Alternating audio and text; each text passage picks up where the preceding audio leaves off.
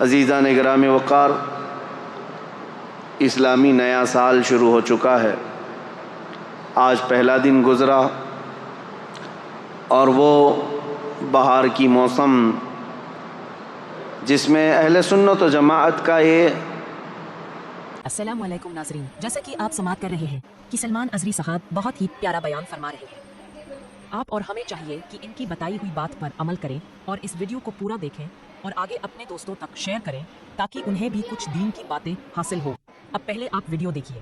طرح امتیاز ہے، ہمارا ایک دستور رہا ہے۔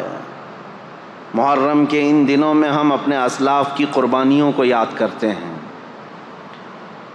اور قربانیوں کی یاد اس لیے کی جاتی ہے کہ بچوں میں قربانی دینے کا جذبہ بھی بیدار رہے۔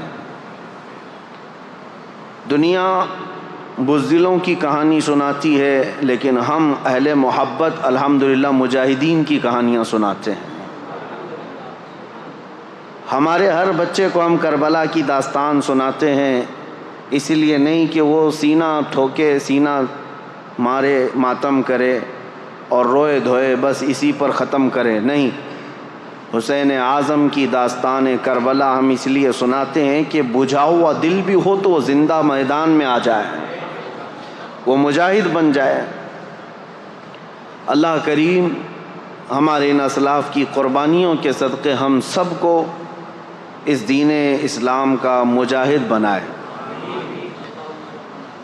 میں بغیر کسی تاخیر کے آج عرض کرتا ہوں کہ ہم نے عنوان چنا تھا تاریخ اسلام اور کربلا کی حقیقت۔ انشاءاللہ العزیز کربلا تک ہم بعد میں آئیں گے، اس سے پہلے ہم شروع سے چلتے ہیں۔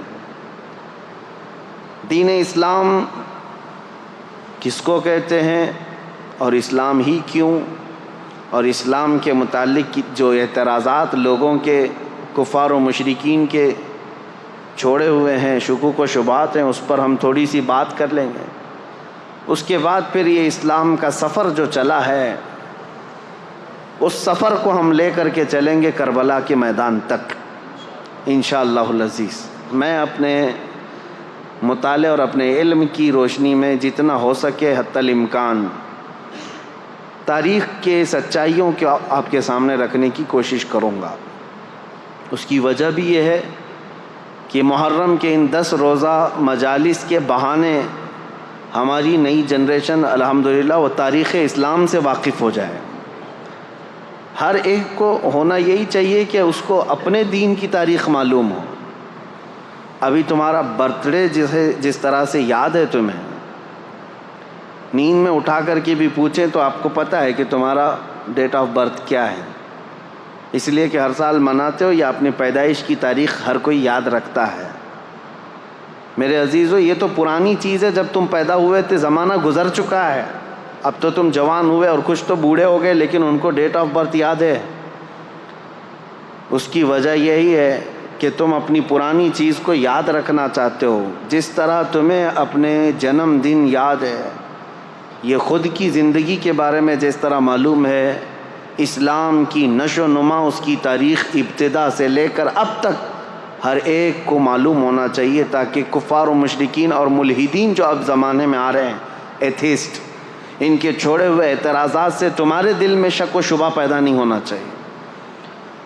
سب سے پہلی چیز یہ لے کر کے چلیں دل میں کہ میرا دین حق ہے، اسلام سے زیادہ سچائی کسی میں نہیں ہے، اور ظاہر سی بات ہے میں اس کو سچا دین سمجھ کر کے ہی عمل کر رہا ہوں، اور اس کے متعلق ذرا بھی شک و شبہ اپنے دل میں نہیں آنا چاہیے۔ اب رہی بات جو اعتراضات ہیں، جو شک ہے، شبہات ہے، وہ آپ کے لیے نہیں ہے جو میں بیان کر رہا ہوں، آپ کے لیے اور ہمارے لیے ایسا ہے کہ میرا رب تبارک و تعالی، ہم تو یقین رکھتے ہیں۔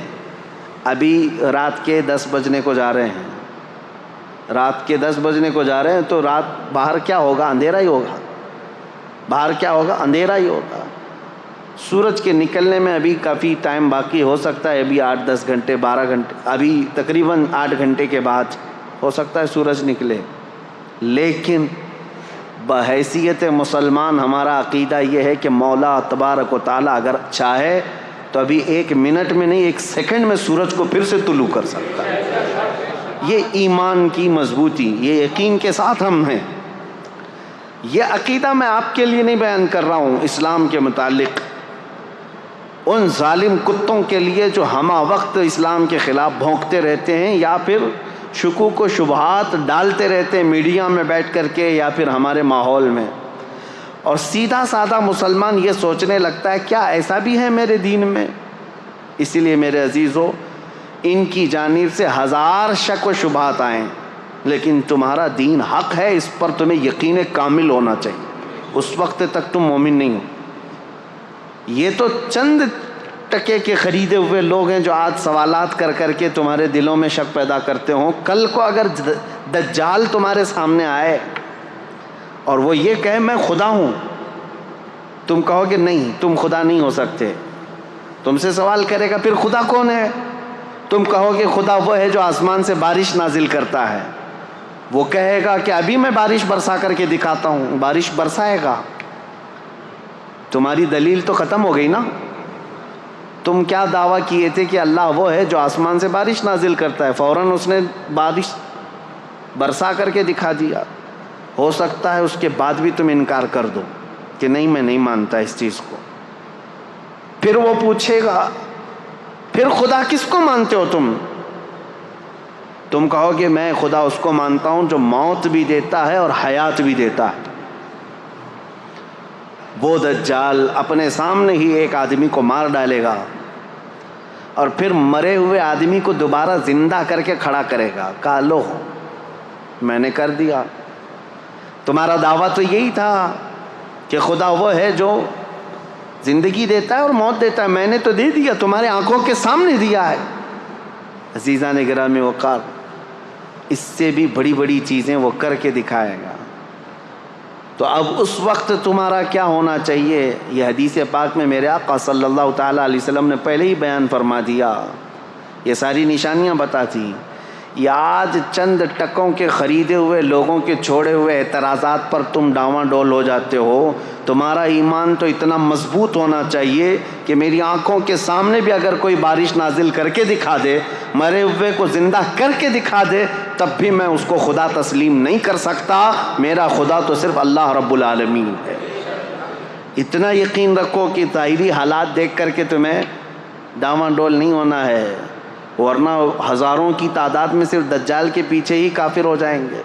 آج میں اس مضبوطی کے ساتھ تمہارے سامنے آیا ہوں کہ تمہارے دلوں میں اسلام اور تمہارے ایمان کی دولت اتنی راسخ ہو جائے، اتنی مضبوط ہو جائے کہ یہ چھوڑے ہوئے اعتراضات اور شکوک و شبہات سے تم ڈگمگ نہیں ہونا، کبھی ادھر ادھر تزلزل کے شکار نہ ہو۔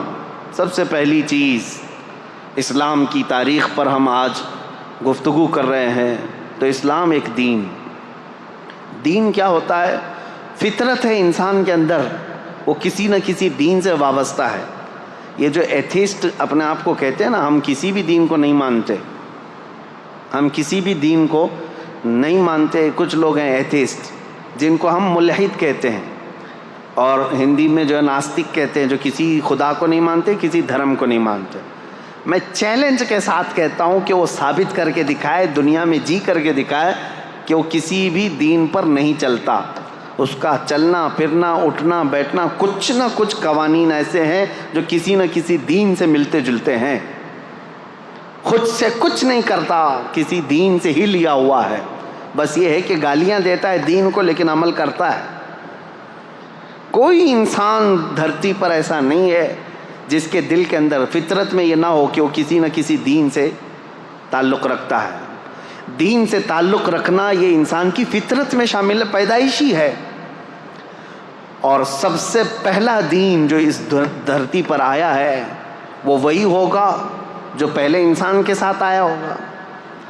اگر ہم بعد میں آئے ہیں اور بعد کے ہوں گے ہم ایک نیا دین لے کر کے آئے ہیں، تو ہم کو اس کو ڈیفائن کرنے کے لیے، اس کو لوگوں کے سامنے اچھی طرح سے ایکسپلین کرنے کے لیے الگ الگ دلیلیں لانی پڑتی۔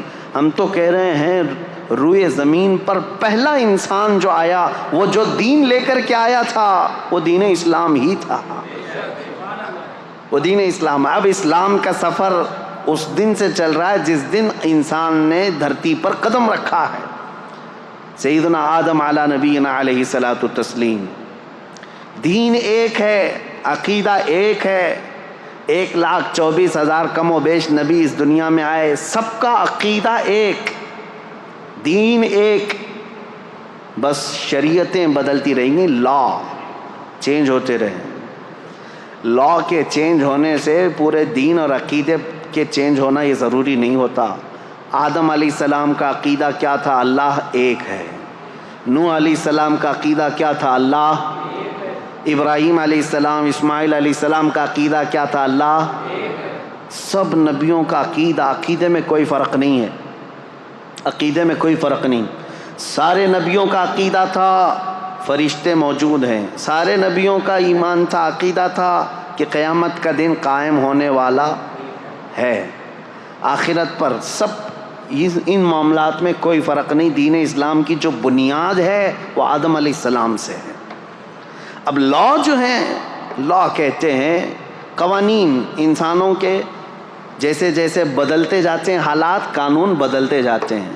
ارے میاں ہم تو ابھی 10 سال کے اندر اتنے امینڈمنٹ دیکھ چکے پارلیمنٹ کے اندر. قانون امینڈمنٹ کیا ہوتا ہے؟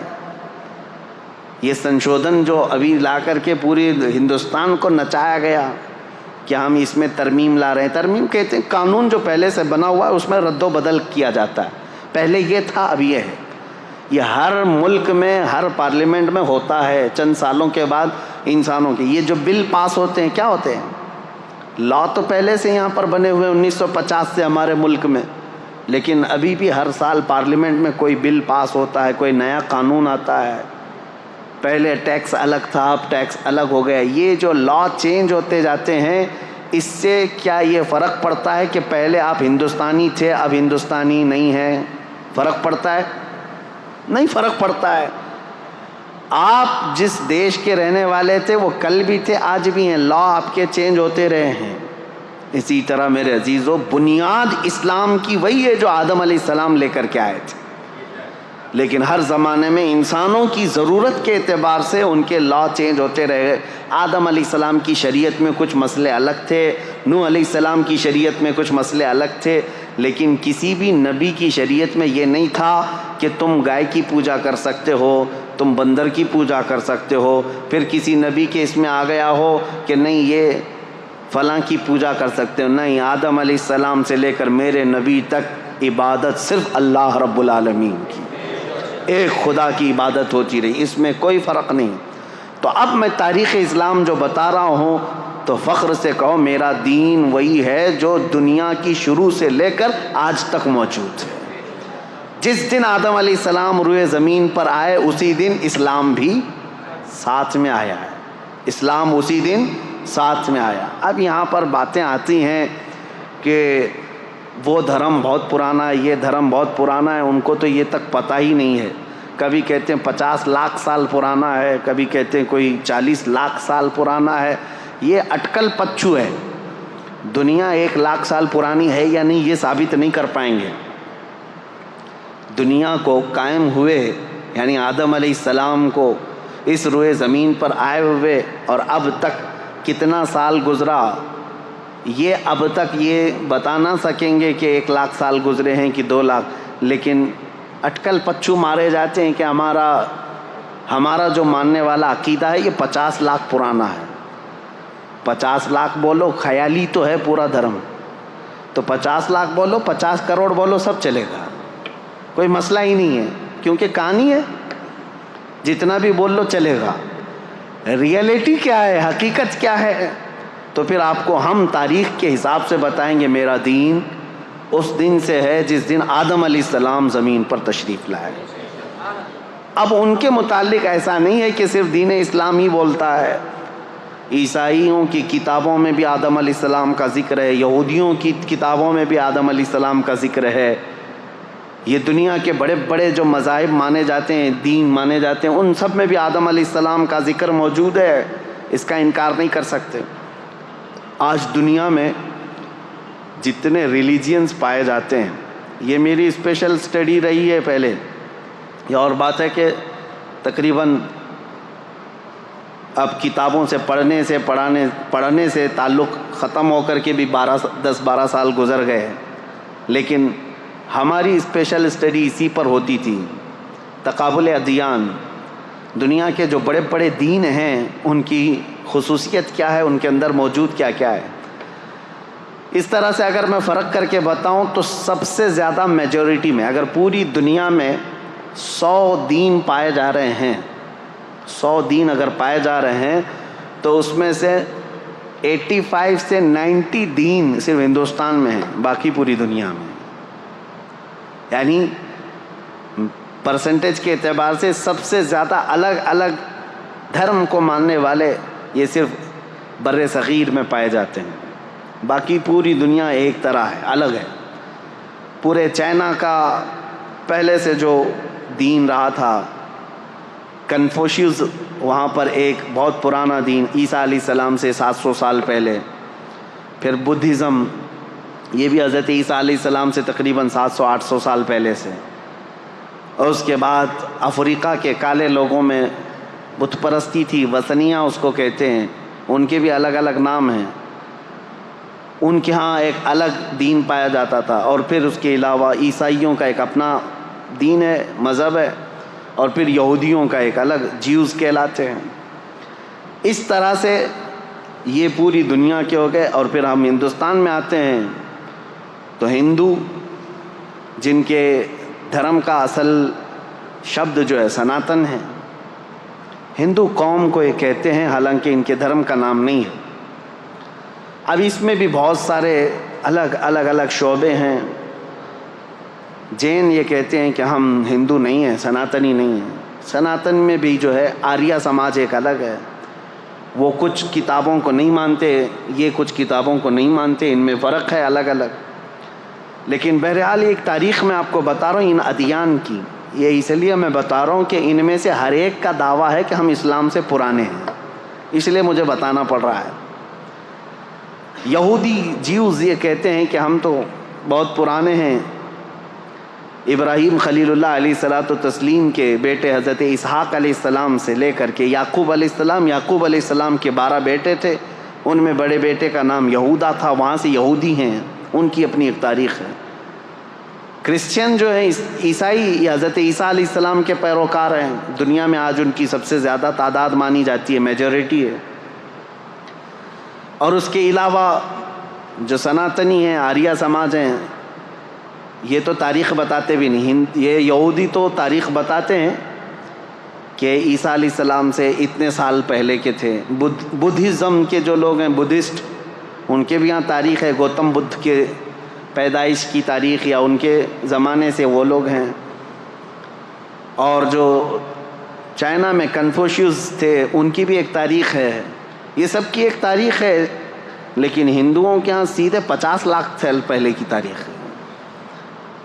اب وہ ہم کو تو نہیں معلوم 50 لاکھ سال پہلے یا 60 لاکھ سال پہلے، بہرحال۔ لیکن میں یہ ساری باتیں اس لیے کہہ رہا ہوں کہ ان سب کا دعویٰ ہے کہ اسلام سے ہم پہلے ہیں، اور اسلام کو یہ لوگ یہ سمجھتے ہیں کہ محمد عربی صلی اللہ تعالیٰ علیہ وسلم کے بعد پوری دنیا میں لایا گیا۔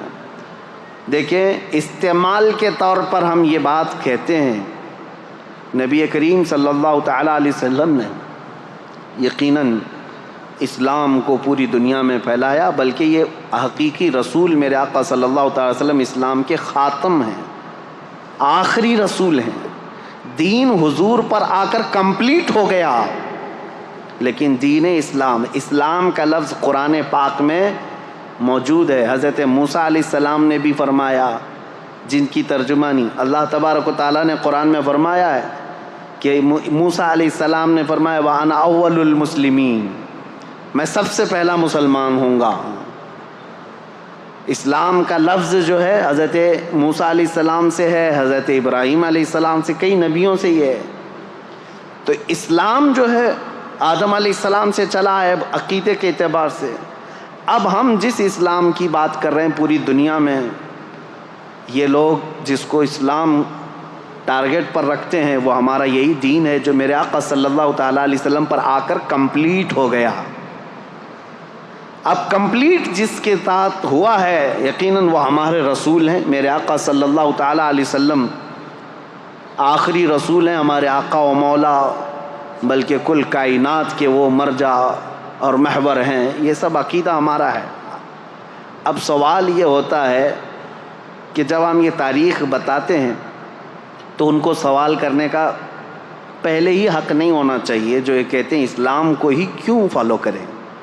اس سوال کا جواب میں بتاتا ہوں. پہلے ہی میں نے بتا دیا تھا, چھوڑو سارے جھگڑے چھوڑ دو, اس کو فالو کریں اس کو فالو کریں. میں نے تو تاریخ بتا دیا, پوری کائنات کا باپ جو سب سے پہلے انسان ہے وہ آدم علیہ السلام ہے. آؤ ہم اور آپ اپنے باپ کے دین پر قائم ہو جاتے ہیں اور وہ دین اسلام ہے. وہ دین اسلام ہے, آدم علیہ الصلاۃ و تسلیم. لیکن ایک بات یاد رکھنا, آدم علیہ السلام کے لا, ان کی شریعت اب نہیں ہے, ان کا عقیدہ, ان کی بنیادیں, وہ دین موجود ہے. لیکن ساتھ میں آدم علیہ السلام کو اگر مانتے ہو, چلو آ کر کے اس پر یہ بھی ماننا ہوگا کہ سیدنا آدم علیہ الصلاۃ و تسلیم جنت سے دنیا میں بھیجے گئے تھے. 300-350 سال روتے رہے اللہ تبارک و تعالیٰ کی بارگاہ میں, اور پھر وہ ایک دن آیا جب اللہ نے ایک کلمہ ان کو القا فرمایا, اور پھر اس کلمے کے ذریعے سے آدم علیہ السلام کی توبہ قبول ہوئی. اور حدیثوں میں بعض تفاسیر میں یہ فرمایا گیا, آدم علیہ السلام نے اللہ کریم کی بارگاہ میں یہ پیش کیا تھا, عرض کیا تھا کہ اے مولا, جو تیرا سب سے حبیب نبی ہے محمد, اس کے واسطے وسیلے سے میری دعا قبول فرما. رب تعالیٰ نے آدم علیہ الصلاۃ و تسلیم کی دعا قبول فرمائی تھی. تو آج یہ بھی تسلیم کرو کہ آدم علیہ السلام کے اگر دین پر ہوں گے تو اس آدم علیہ السلام نے میرے نبی کے وسیلے سے اللہ کی بارگاہ میں دعا کی ہے, تو یقیناً وہ اکمل و اتم رسول ہیں جو اللہ کے محبوب ہیں, اور ان کا دین ہی سچا دین ہے. اب میں بتاتا ہوں دین اسلام کی ہی پیروی کیوں کرنی چاہیے. سوال یہ, اب میں اسی بات پر اگر چل پڑوں تو پوری رات گزر جائے. وجہ یہ ہے, میرا دین جس بات کا اعلان کرتا ہے اس کو امپلیمنٹ کر کے بتاتا ہے. دین اسلام میں کسی شوشے میں کمی نہیں ہے. اگر کمپیئر کرنے کی بات کریں گے تو کچھ لوگوں کو برا لگے گا, لیکن آپ کا سوال ہے کہ دین اسلام کی ہی کیوں پیروی کریں, کیوں اسی کو فالو کریں, تو پھر مجھے بتانا پڑے گا. دین اسلام کو فالو کرنے کے لیے اس لیے کہ پورے حیات کا اگر نظام تمہیں چاہیے اپنے جینے کا تو صرف اسلام ہی دیتا ہے, صرف اسلام دیتا ہے. یہ میرا چیلنج ہے. جینے کا سلیقہ صرف اگر تم چاہتے ہو تو جینے کے سلیقے میں یہ صرف یہ نہیں آتا چار دیواری کے اندر جینا. انسان کے جینے کے سلیقے میں اس کی تجارت بھی آتی ہے, اس کی شادی بیاہ بھی آتے ہیں, اس کے پڑوسی بھی آتے ہیں, اس کا بازار بھی آتا ہے, اس کا بزنس بھی آتا ہے, حتیٰ کہ اس کا حکومت کرنا, اس کا وزیر بننا, سپاہی بننا, یہ ساری چیزیں جینے کے حقوق میں آتے ہیں. اور ہر شوشے پر اسلام تمہیں پورا پورا چیپٹر عطا کرتا ہے. ایک مسئلہ نہیں, پورا پورا چیپٹر ہے. تم اگر وقت کے بادشاہ ہو تو بھی اسلام تمہیں پابند بنا کر کے دکھائے گا. تم اگر کرسی عدالت پر بیٹھے ہو قاضی تو پورا باب موجود ہے, تمہیں فالو کرنا پڑے گا. تم اگر کسی اسکول کے ٹیچر ہو تو اسلام تمہیں اس کے بھی اسلوب بتائے گا.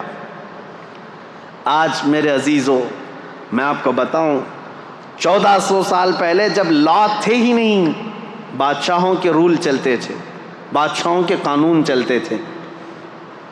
جو بادشاہ کے وہ رات میں خواب آ گیا وہ صبح قانون بن گیا. نہ پارلیمنٹ میں پاس کرانے کی ضرورت تھی, کچھ نہیں, بادشاہ کہہ دیا آج سے یہ قانون وہ قانون. اسلام نے سب سے پہلے یہ دنیا میں قوانین پیش کیے کہ نہیں, حکومت بھی چلے گی تو لا کے ذریعے سے چلے گی, اور اس لا کے اندر وقت کا خلیفہ بھی داخل ہوگا, وہ بھی شامل ہوگا, قانون اس کے اوپر بھی ہوں گے, کسی ایک کے اوپر نہیں ہے. کئی مرتبہ ایسا ہوا ہے میرے عزیزو, خلفائے راشدین سے افضل اس امت کے صحابہ میں سے لے کر آخری زمانے تک کوئی نہیں ہے. نبیوں کے بعد خلفائے راشدین سب سے افضل لوگ ہیں, لیکن کئی مرتبہ ایسا ہوا ہے کہ حضرت عمر فاروق رضی اللہ تعالیٰ, حضرت علی کرم اللہ وجہہ الکریم عدالت میں حاضر ہوئے ہیں قاضی کے سامنے. وہ خلیفہ ہوتے ہوئے بھی عدالت میں حاضر ہوئے ہیں. نہ قاضی نے ان کے خلیفہ ہونے کا وہ کیا, کہ وقت کا خلیفہ آیا ہے، نائب رسول ہیں، صحابی رسول ہیں، ان کی فضیلتوں میں کیا کیا حدیثیں نہیں آئی ہیں، لیکن وقت کا قاضی عدالت کے منصب پر جب بیٹھا ہے تو وہ نظریں تک نہیں اٹھاتا کہ مسئلہ فیصلے کا ہے، عدالت کا ہے۔ عزیزان گرامی وقار، اسلام کی یہ خوبیاں ہیں جس کی وجہ سے ہم کہتے ہیں فالو کرنے کے لائق صرف اسلام ہے۔ یہ دین مکمل ہے، انکمپلیٹ نہیں ہے، کمپلیٹ دین ہے۔ لاؤ تم زندگی کا جو بھی شعبہ، میں بتاتا ہوں اسلام کے ذریعے سے اس کے متعلق کیا حل ہے۔ کہیں دوسری جگہ ہم نے دیکھا ہے یا تو عورتوں کے حقوق نہیں ملتے ہیں، کہیں بچوں کے حقوق نہیں ملتے، کہیں شادی کے مسائل نہیں ملتے، کہیں تجارت کے مسائل نہیں ملتے، کہیں جرائم کے متعلق باتیں نہیں ملتی۔ آج میں آپ کو بتاؤں اسلام کی خوبیاں۔ ایک ڈاکٹر ہے امریکن، وہ ابھی اسلام قبول کر چکی ہیں، لیڈی ڈاکٹر ہے، انہوں نے کہا میں نے بہت پڑھائی کی، دیکھا بہت سارا فرق یہ ہے کہ برائیوں سے ہر دین روکتا ہے، ہر مذہب روکتا ہے، بلکہ آج کے قوانین بھی روکتے ہیں، لیکن ان کے اندر دگلا پن ہے۔ صاف صاف میں بتا رہا ہوں، شراب اچھی چیز نہیں ہے، سارے لوگ کہتے ہیں، صحیح بات ہے، سارے لوگ کہتے ہیں۔ قانون کئی کنٹریز میں ہیں، شراب پی کر کے کچھ بھی کرے گا تو ظاہر سی بات ہے اس پر پکڑ بھی ہوتی ہے۔ جگہ جگہ روڈ پر ہم دیکھتے ہیں ڈونٹ ڈرنک اینڈ ڈرائیو، شراب پی کر کے گاڑی مت چلاؤ۔ کیوں میاں کیا ہوتا ہے؟ شراب پی کر، ارے یہ پولیس والے تو گھس گھس کر کے منہ سونکھتے رہتے ہیں کہ شراب پیا ہے کہ نہیں ہے، رات کو ان کی ڈیوٹی رہتی ہے شراب پیا ہے کہ نہیں، ہر ایک کا منہ چیک کرتے رہے۔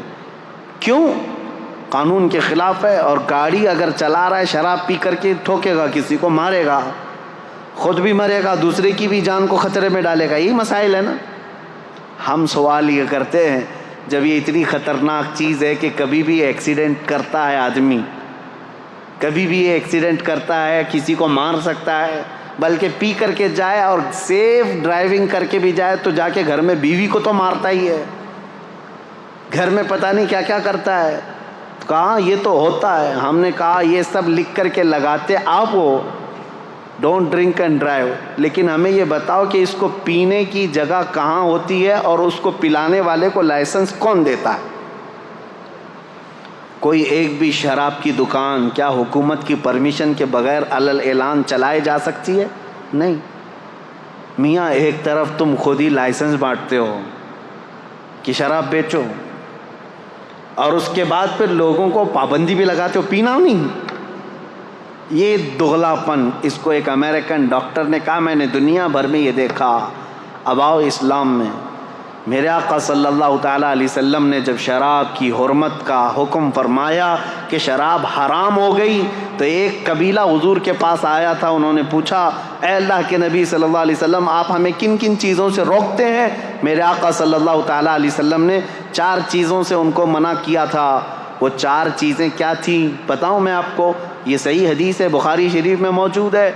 نبی کریم صلی اللہ تعالیٰ علیہ وسلم نے فرمایا جو 4 آلے ہوتے تھے شراب پینے کے، کوئی ایک کدو کو کاٹ کر کے بیچ میں سے اس کا پورا ایک مٹکا بنا دیتے تھے، اور ایک لکڑی کا گلاس ہوا کرتا تھا، یا پھر ایک پرانے زمانے میں کسی پھل کا ایک برتن بنایا جاتا تھا، اس میں شراب ڈال کر کے لوگ پیتے تھے تو نشہ زیادہ آتا تھا، اور عربوں کے یہاں 50 سال پرانی شراب پی جاتی تھی۔ نبی کریم صلی اللہ تعالیٰ علیہ وسلم نے شراب کے حرام ہونے کا حکم تو دیا، ساتھ میں یہ فرمایا وہ مٹکا بھی توڑو، وہ گلاس بھی توڑو، اور وہ برتن بھی توڑو، ان سب چیزوں کو ختم کرو۔ اب کبھی حکمت سوچو میرے عزیزو، شراب حرام ہو گئی، یہ پیالے کیوں حرام ہوئے؟ اس لیے کہ ان پیالوں کو دیکھ کر پینے والے کو پھر سے وہ شراب کی یاد نہ آ جائے۔ اسلام جڑ پر انگلی رکھتا ہے، اسلام بنیاد پر انگلی رکھتا ہے، یہ نہیں کہ اب تم پی کر کے آؤ تو بعد میں دیکھیں گے علاج کیا جائے گا۔ آج اسلام کی خوبیوں کے بارے میں، عصمت دری کے معاملات کتنے تیزی سے بڑھے ہیں پتہ ہے؟ آج کی رپورٹ، میں آج ہی کی بات بتا رہا ہوں، USA کی رپورٹ میں، امریکہ کے پورے حصے میں پر ڈے 1700 لڑکیاں ریپ کا شکار ہوتی ہیں۔ یہ وہ ہیں جو ریکارڈ میں آتی ہیں، اور ریکارڈ میں جو آتی ہیں وہ 1/3 ہوتی ہیں، باقی تو ویسی ہے۔ اور اس میں ہندوستان میں بھی بہت زیادہ لیول بڑا ہوا ہے۔ ریپ ہمارے ہاں تو آپ نے دیکھے اس پر کتنے احتجاجات ہوئے ہیں، چھوٹی عمر کے نابالغ لڑکوں کو جو حکومت کی نظر میں ان لوگوں کے ذریعے سے بھی 16 سال کا 15 سال کا لڑکا شراب پی کر کے کسی لڑکی کو اچانک اٹھا لیا، 3-4 درندوں نے مل کر کے اس کی عصمت لوٹ لی، عزت لوٹ لی اور مار کر کے اس کو راستے پر پھینک دیا۔ یہ کتنے واقعات ہو رہے ہیں۔ اب اس پر بات 2-4 دن تک گرم رہتی، میڈیا میں چلتی ہے، لوگ سڑکوں پر آ جاتے ہیں، انصاف انصاف انصاف۔ میرے عزیزو، زنا ایک بہت سنگین جرم ہے۔ زنا پر اسلام نے جو پابندیاں لگائی ہیں وہ ہلکی نہیں ہیں، ہلکی نہیں۔ آپ میں سے کوئی بھی عزت والا، میں ان سے پوچھتا ہوں جو ہندو ہیں، جو کرسچن ہیں یا دوسرے دھرم والے، میں ان سے پوچھتا ہوں کیا تم اس بات کو پسند کرتے ہو کہ تمہاری بہن کو کوئی بھی اٹھا کر لے جائے اور اپنے بستر کی زینت بنائے؟ ہرگز نہیں پسند کرو گے، کوئی نہیں پسند کرتا اس بات کو۔ تمہاری ماں کو کوئی لے جائے، کوئی بہن کو لے جائے، کوئی بیٹی کو لے جائے، ہرگز تم بھی نہیں پسند کرتے۔ میرے دین کی خصوصیت یہ اپنی جگہ پر، میں ان سے پوچھتا ہوں تم پسند کرتے ہو؟ نہیں پسند کرتے۔ جب یہ اتنا گھناؤنا جرم ہے، نہیں پسند کرتے اس کو کوئی بھی، لیکن یہ کنٹینیو ہوتا چلا آ رہا ہے۔ کیوں ایسا ہے؟ اس کی وجہ کیا ہے؟ یہ بڑھتے ہوئے ریپ کے کیسز۔ میرے عزیزو، سارے دین، سارے دھرم اس کے خلاف تو ہیں، لیکن اسلام نے جو دردناک سزا رکھی ہے وہ ایسی ہے کہ زنا کرنے والا سوچ کر کے کانپنے لگ جائے۔ پورے سورہ نور کی شروعات اللہ تعالیٰ نے یوں فرمایا، سورۃ انزلناہا وفرضناہا وانزلنا فیہا آیات بینات لعلکم تذکرون الزانیۃ والزانی فاجلدوا کل واحد منہما 100 جلدہ ولا تأخذکم بہما رأفۃ فی دین اللہ ان کنتم تؤمنون باللہ والیوم الآخر وَلْيَشْهَدْ عَذَابَهُمَا طَائِفَةٌ مِّنَ الْمُؤْمِنِينَ۔ پوری آیت ہے، اللہ تعالیٰ فرماتا ہے زنا جس نے کیا، زنا کیا ہے؟ غیر قانونی کام کیا تم نے، شادی نہیں کیا تھا، ایک مرد اور ایک عورت، ان دونوں نے جسمانی تعلق قائم کیا، تو اللہ فرماتا ہے اگر یہ غیر شادی شدہ ہے، غیر شادی شدہ مطلب مرد بھی شادی شدہ نہیں تھا، عورت بھی شادی شدہ نہیں تھی، ان کی شادی کی بات نہیں ہو رہی، یہ پرسنل ان کے اپنے اپنے گھروں میں شادی شدہ اگر نہیں ہے تو ان کو 100 کوڑے مارو۔ کوڑا جو ہے نا وہ بیلٹ نہیں ہوتا ہے صرف، یا کوئی رسی کا نام نہیں، وہ چمڑے کا بیلٹ ہوا کرتا بڑا، ایک بار آج لگ جائے تو چمڑی ساتھ میں لگ کے آ جائے۔ 100 کوڑوں پر تو آدمی کی موت بھی ہو سکتی، بلکہ قریب موت کی ہو جاتا ہے۔ اور اگر شادی شدہ ہے تو کہا گیا کہ پتھروں سے اس کو ہلاک کر دیا جائے گا، سنسار۔ اس کو لوگ مذاق میں لیتے ہیں۔ آج وہ لوگ یہ کہتے ہیں اتنا خطرناک کہ کسی کو مار دیا جائے گا۔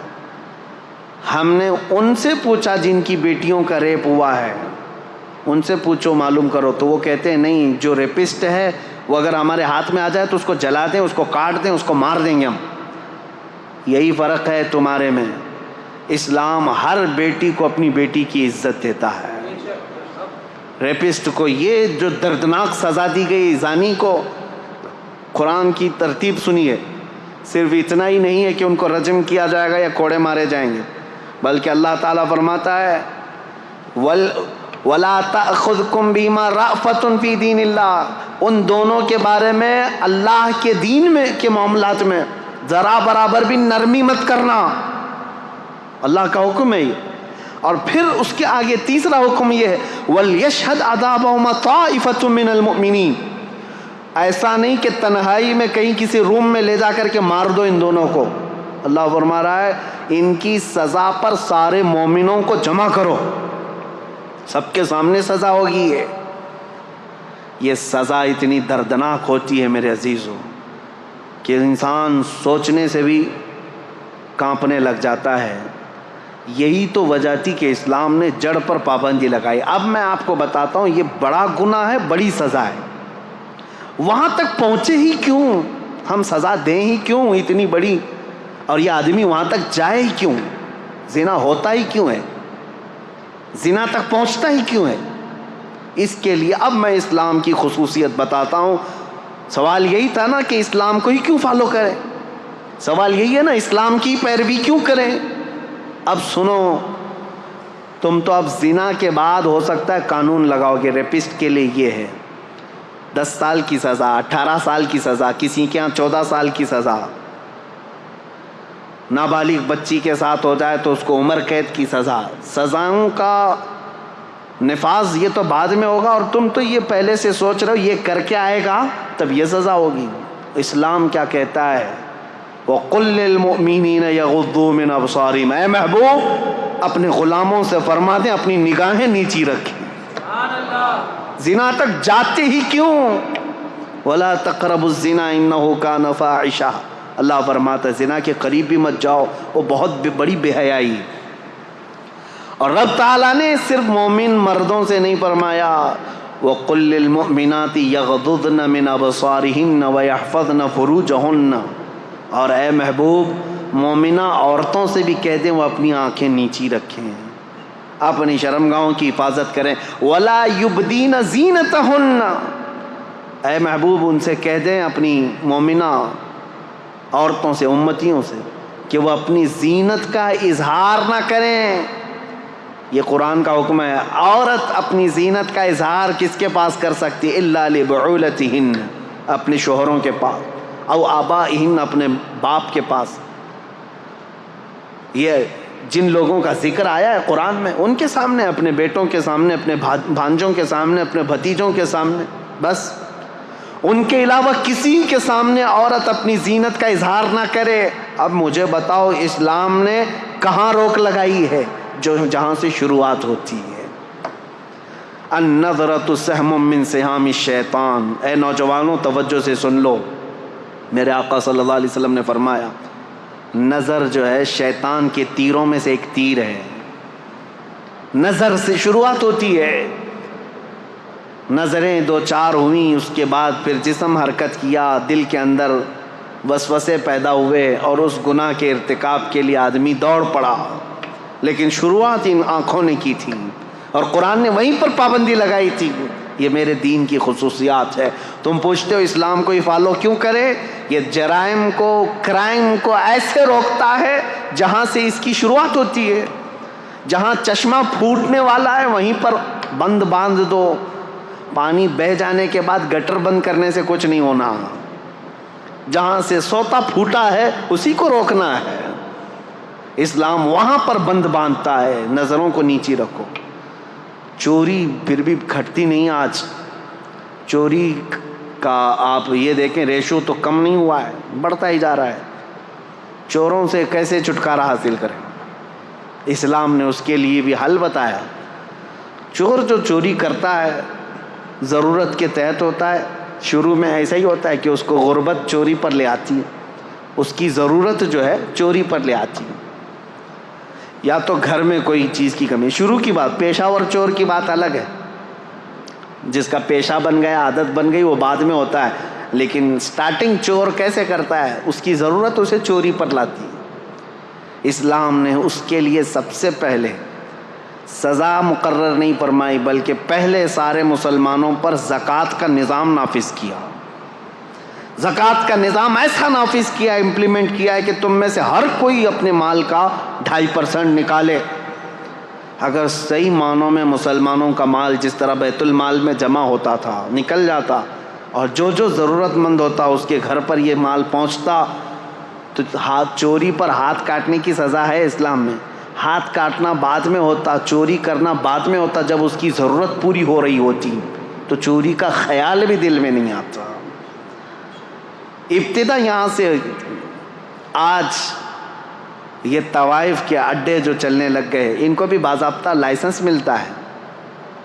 جسموں کو بیچنے والی عورتیں، بار میں کام کرنے والی عورتیں، کیا یہ انسان نہیں ہیں؟ ان کے جسموں کے ساتھ ہر کوئی کھیلتا ہے اور ان کو اپنی بستر کی زینت بنا لیتا ہے آسانی سے۔ کیا یہ عورت نہیں ہیں؟ عورت ہیں، یہ کسی کی بیٹی ہیں یا کسی کی بہن ہے، لیکن یہ بازار میں کیوں آئی؟ بازار میں ان کو کون لے کر کے آیا؟ ہو سکتا ہے کچھ مجبوراً یا ظلم و زبردستی کے ساتھ لائی گئی ہوں گی، لیکن موسٹلی اس میں غربت اور ضرورت نے ان کو وہاں تک پہنچایا، یا پھر شہوت نے وہاں تک پہنچایا۔ یہیں پر میں آج آپ کو بتاتا ہوں اسلام میں تعدد ازواج کا مسئلہ کیوں رکھا گیا، ایک سے زیادہ بیویاں کرنے کی اجازت کیوں دی گئی۔ اگر میں یہ بھی ریشو بتاؤں، پرسنٹیج بتاؤں، تو آپ جا کر کے مطالعہ کر کے دیکھ لینا۔ امریکہ میں آج کی تعداد میں مردوں سے 70 لاکھ عورتیں زیادہ ہیں، یو کے میں 40 لاکھ کے قریب مردوں سے عورتیں زیادہ ہیں، تعداد کاؤنٹنگ کی بات کر رہا ہوں، مردم شماری میں۔ رشیا میں بھی تقریباً 50 سے 60 لاکھ کے قریب عورتیں زیادہ ہیں۔ موسٹلی پوری دنیا میں اگر عورتوں کی تعداد اور مردوں کی تعداد کو کاؤنٹ کیا جائے تو اس میں عورتوں کی تعداد کئی لاکھ گنا زیادہ ہے۔ یہ جو بھونکتے رہتے ہیں اسلام 4 بیویاں کرنے کی اجازت دیا، اب یہ سول کوڈ ان کو اسی لیے سب سے زیادہ وہ ہے، ہندوؤں کے لیے قانون بنا ہوا ہے یہاں پہ کہ وہ ایک سے زیادہ شادی نہیں کر سکتے۔ ہندو میرج ایکٹ کے اندر دوسری شادی کرنا ان کے لیے غیر قانونی ہے، اور مسلمانوں کے لیے مسلم میرج ایکٹ کے اندر ہے کہ وہ دوسری شادی کر سکتا ہے، ہمارے یہاں اجازت تھی۔ میرے عزیزو، یہ زور زبردستی نہیں، جب لا بن رہے تھے انڈیا کے تب یہ دونوں کے دھرم کو سامنے رکھ کر کے ہی بنایا گیا تھا۔ ہندوؤں کے بھی بڑے بڑے لوگوں سے یہ پوچھا گیا تھا کہ تمہارے اندر یہ پروویژن ہونا چاہیے کہ دوسری کرنے کی، نہ نہ نہ نہ نہ، یہ تو پاپ ہے۔ تو ٹھیک ہے، پاپ ہے تو قانون بنا کر کے رکھا گیا کہ دوسری شادی اس میں نہیں ہونا چاہیے۔ مسلمانوں میں نہیں، جائز ہے، 4 تک کی اجازت ہے، کھلا رکھا گیا، اوپن رکھا گیا۔ ایک رپورٹ ہمارے پاس یہ بھی ہے، 71 سے لے کر 91 تک، 1971 سے 1991 تک کی یہ 20 سال کی رپورٹ کے اندر ہندوستان میں سروے کی ہوئی ایک رپورٹ موجود ہے جس میں ڈبل شادی کرنے والوں کی تعداد سب سے زیادہ ہندوؤں کی ہے، جبکہ اللیگل ہے۔ ٹھیک ہے، میں ابھی آتا ہوں، ہمارے یہاں لیگل ہے۔ سول کوڈ اسی لیے لانا چاہ رہے ہیں بیچارے کہ ان کو ایک سے زیادہ نہیں کرنا پڑتا۔ مسلمانوں کے اوپر بھی یہی قانون آنا چاہیے، ایک ہی قانون ہو جو سب کے لیے چل رہا ہے، اب مسلمان بھی دوسری نہ کریں۔ اور حیرت کی بات ہے وہ لوگ قانون لا رہے ہیں جن کی ایک بھی نہیں ہے۔ قانون سول کوڈ کی بات سب سے زیادہ وہی کر رہے ہیں جن کے نہ بچے ہیں نہ بیوی ہے۔ خیر، آج ہمارا ٹاپک نہیں ہے۔ اب یہ تعدد ازواج کا جو مسئلہ اسلام میں ہے، میں کیوں رکھ رہا ہوں ایک سے زیادہ شادی؟ مجھے بتاؤ، سب سے زیادہ موت کی تعداد عورتوں سے بڑھ کر کے مردوں کی ہے۔ یہ ریئل فیکٹ جو بات ہے میں آپ کو بتا رہا ہوں، سائنٹیفک بات کر رہا ہوں۔ جو بچپن میں بیماریاں ہوتی ہیں بچوں کو، اس میں اکثر جو مر جاتے ہیں وہ لڑکے مرتے ہیں، لڑکیاں نہیں۔ ان کے اندر ڈیفنس کی طاقت ہے، اور جوانی کے بعد بھی جنگیں جو ہوتی ہیں اس میں لڑکیاں جنگ کرنے نہیں جاتی تھی، مرد ہی جاتے تھے۔ فوج میں، سپاہیوں میں لڑکے شامل ہوتے تھے، اور جنگوں میں سب سے زیادہ مردوں کی موت ہوتی تھی۔ تو بچتے کون ہیں گھروں میں؟ عورتیں بچتی ہیں۔ مردوں کی شرح اموات زیادہ ہے عورتوں سے، مرد مرتے بھی زیادہ ہیں، پیدا بھی کم ہو رہے ہیں، عورتوں کی تعداد زیادہ ہے۔ اب مجھے بتاؤ، صرف USA میں اگر 70 لاکھ عورتیں زیادہ ہیں، ہر مرد وہاں شادی کر بھی لیا، پہلے تو کرتے نہیں، اگر ہر مرد کر بھی لیا تب بھی 70 لاکھ عورتیں بچتی ہیں۔ ان میں سے 1/3 جو مردوں کی تعداد ہے، جس کی تعداد تقریباً 2.5 کروڑ ہوتی ہے، وہ لوگ ہومو سیکسول ہیں۔ USA کی بات کر رہا ہوں، تو شادی کرنا ہی نہیں چاہتے۔ تو اب جو عورتیں بچ جاتی ہیں، مجھے یہ بتاؤ، ان عورتوں کو زندگی گزارنے کے لیے کسی مرد کا سہارا اگر نہیں ملتا ہے تو کیا وہ بازار میں نہیں آئیں گی؟ کیا وہ اپنے خواہشات کی تکمیل کے لیے یہ راستہ نہیں ڈھونڈیں گی؟ میرے عزیزو، اسلام نے واجب نہیں کیا ہے 4 شادیاں کرنا، ایک دروازہ رکھا ہے، ایک دروازہ رکھا ہے۔ کیا واجب ہے دوسری شادی کرنا؟ یہاں اسلام نے ایک تمہارے لیے سہولت کا دروازہ رکھا ہے، اس پر ان کو اتنا واویلا ہے، لیکن حقیقت میں یہ ریئل لائف کے اندر آؤ کہ دنیا میں ہو کیا رہا ہے. ان عورتوں کو بھی انصاف دلانا ہے جو بغیر کسی شوہر کے پوری زندگی گزار کے چلی جاتی ہیں. اگر کوئی مرد ایک کے علاوہ دوسری کو نکاح کرتا ہے تو میرے عزیزوں یہ صرف وہ اپنے جسم کی تسکین کے لیے نہیں کر رہا، بلکہ ایک ایسی آوارہ ہونے والی عورت کو گناہوں سے بچا کر کے اپنے گھر کی ملکہ بنانا چاہ رہا ہے. اسلام کے اوپر اعتراضات جو کرتے ہیں، ان کے ہم باندیاں ہیں، باندیوں سے شادی کرتے ہیں، یعنی ایک سے زیادہ باندیاں جو رکھی جاتی ہیں. میرے عزیزوں اس میں بڑی حکمت تھی.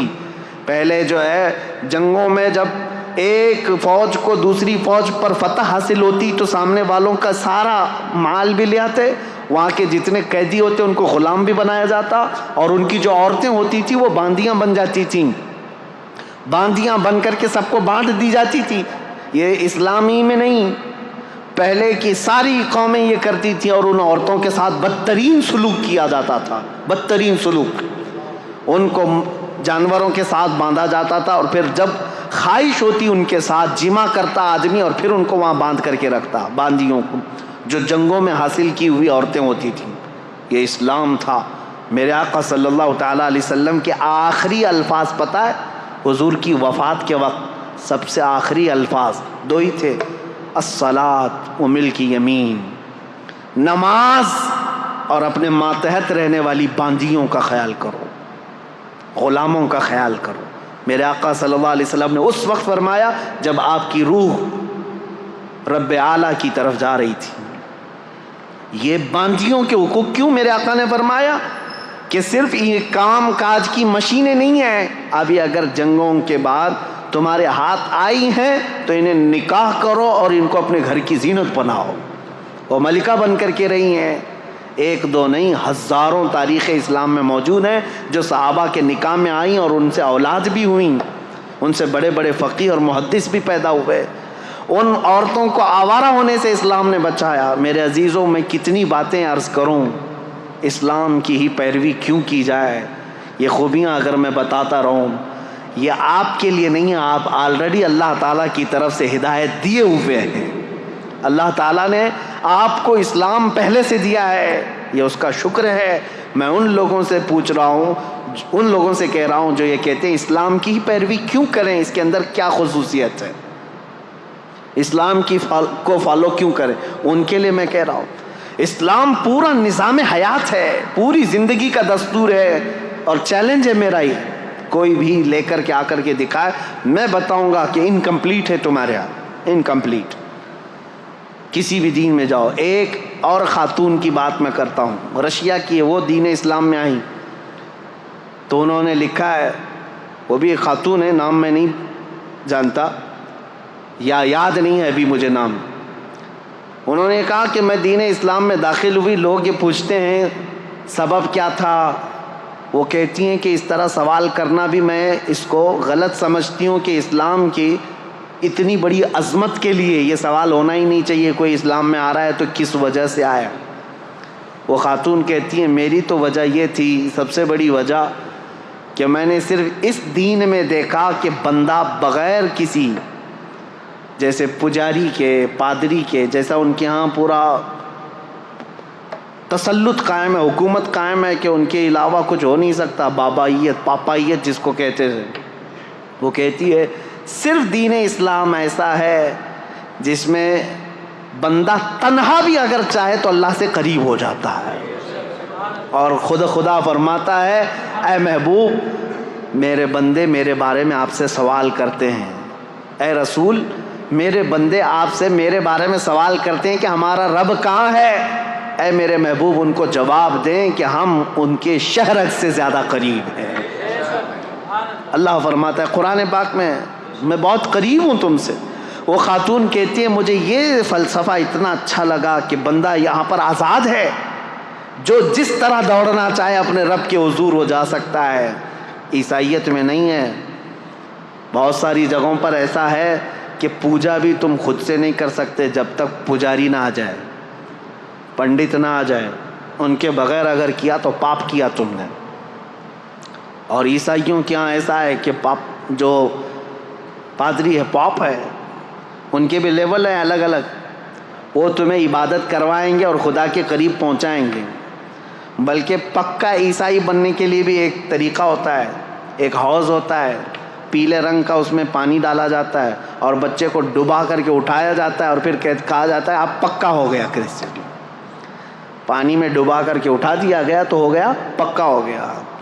افریقہ میں ہیں کالے لوگ، گرم سلاخیں لیتے ہیں، آگ میں تپاتے ہیں اور چہرے پر یہاں چار نشان لگاتے ہیں اور کہتے ہیں اب ہمارے دین میں پکا ہو گیا۔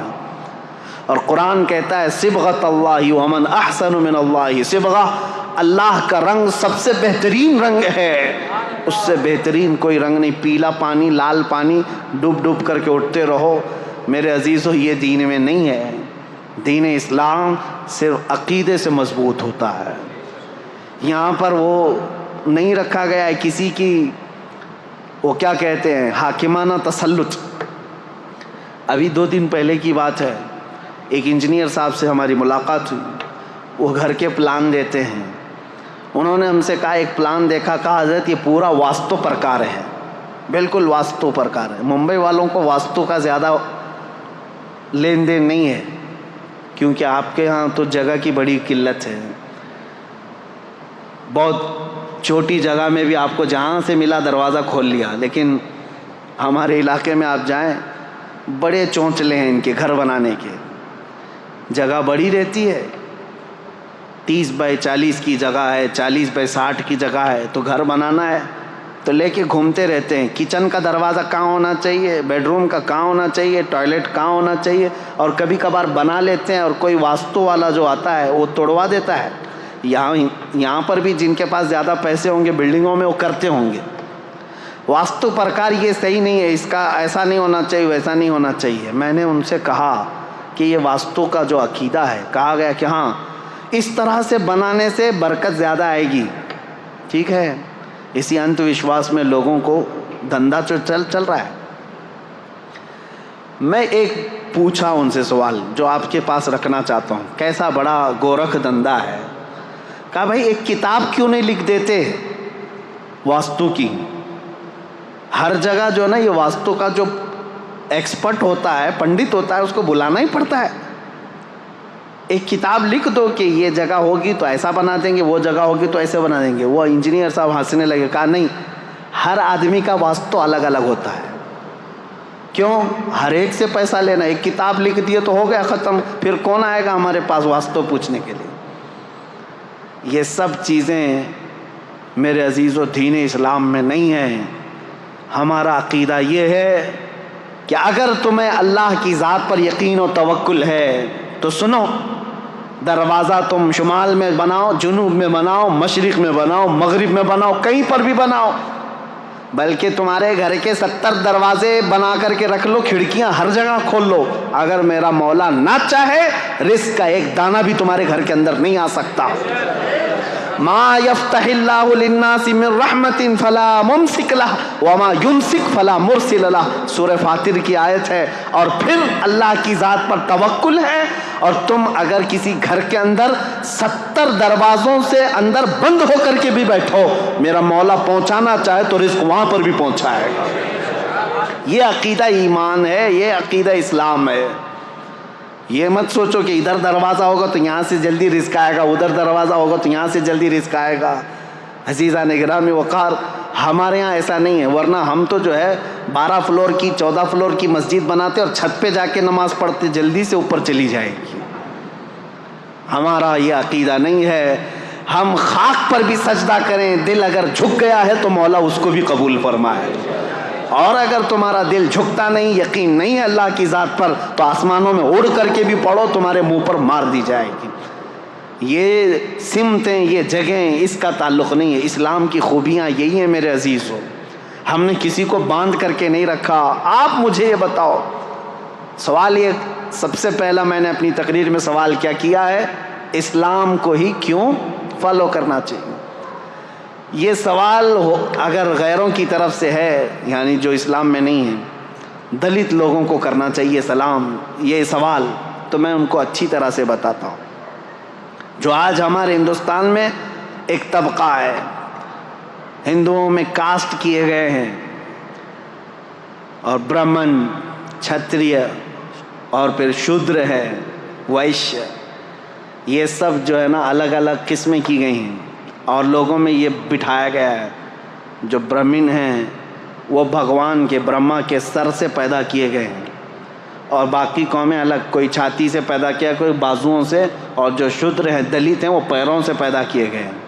मनुस्मृति में तो साफ ये लिखा हुआ है कि अगर किसी ब्राह्मण ने गीता के श्लोक किसी दलित आदमी को सिखा दिया तो वो उसके साथ दोज़ख में जल जाएगा।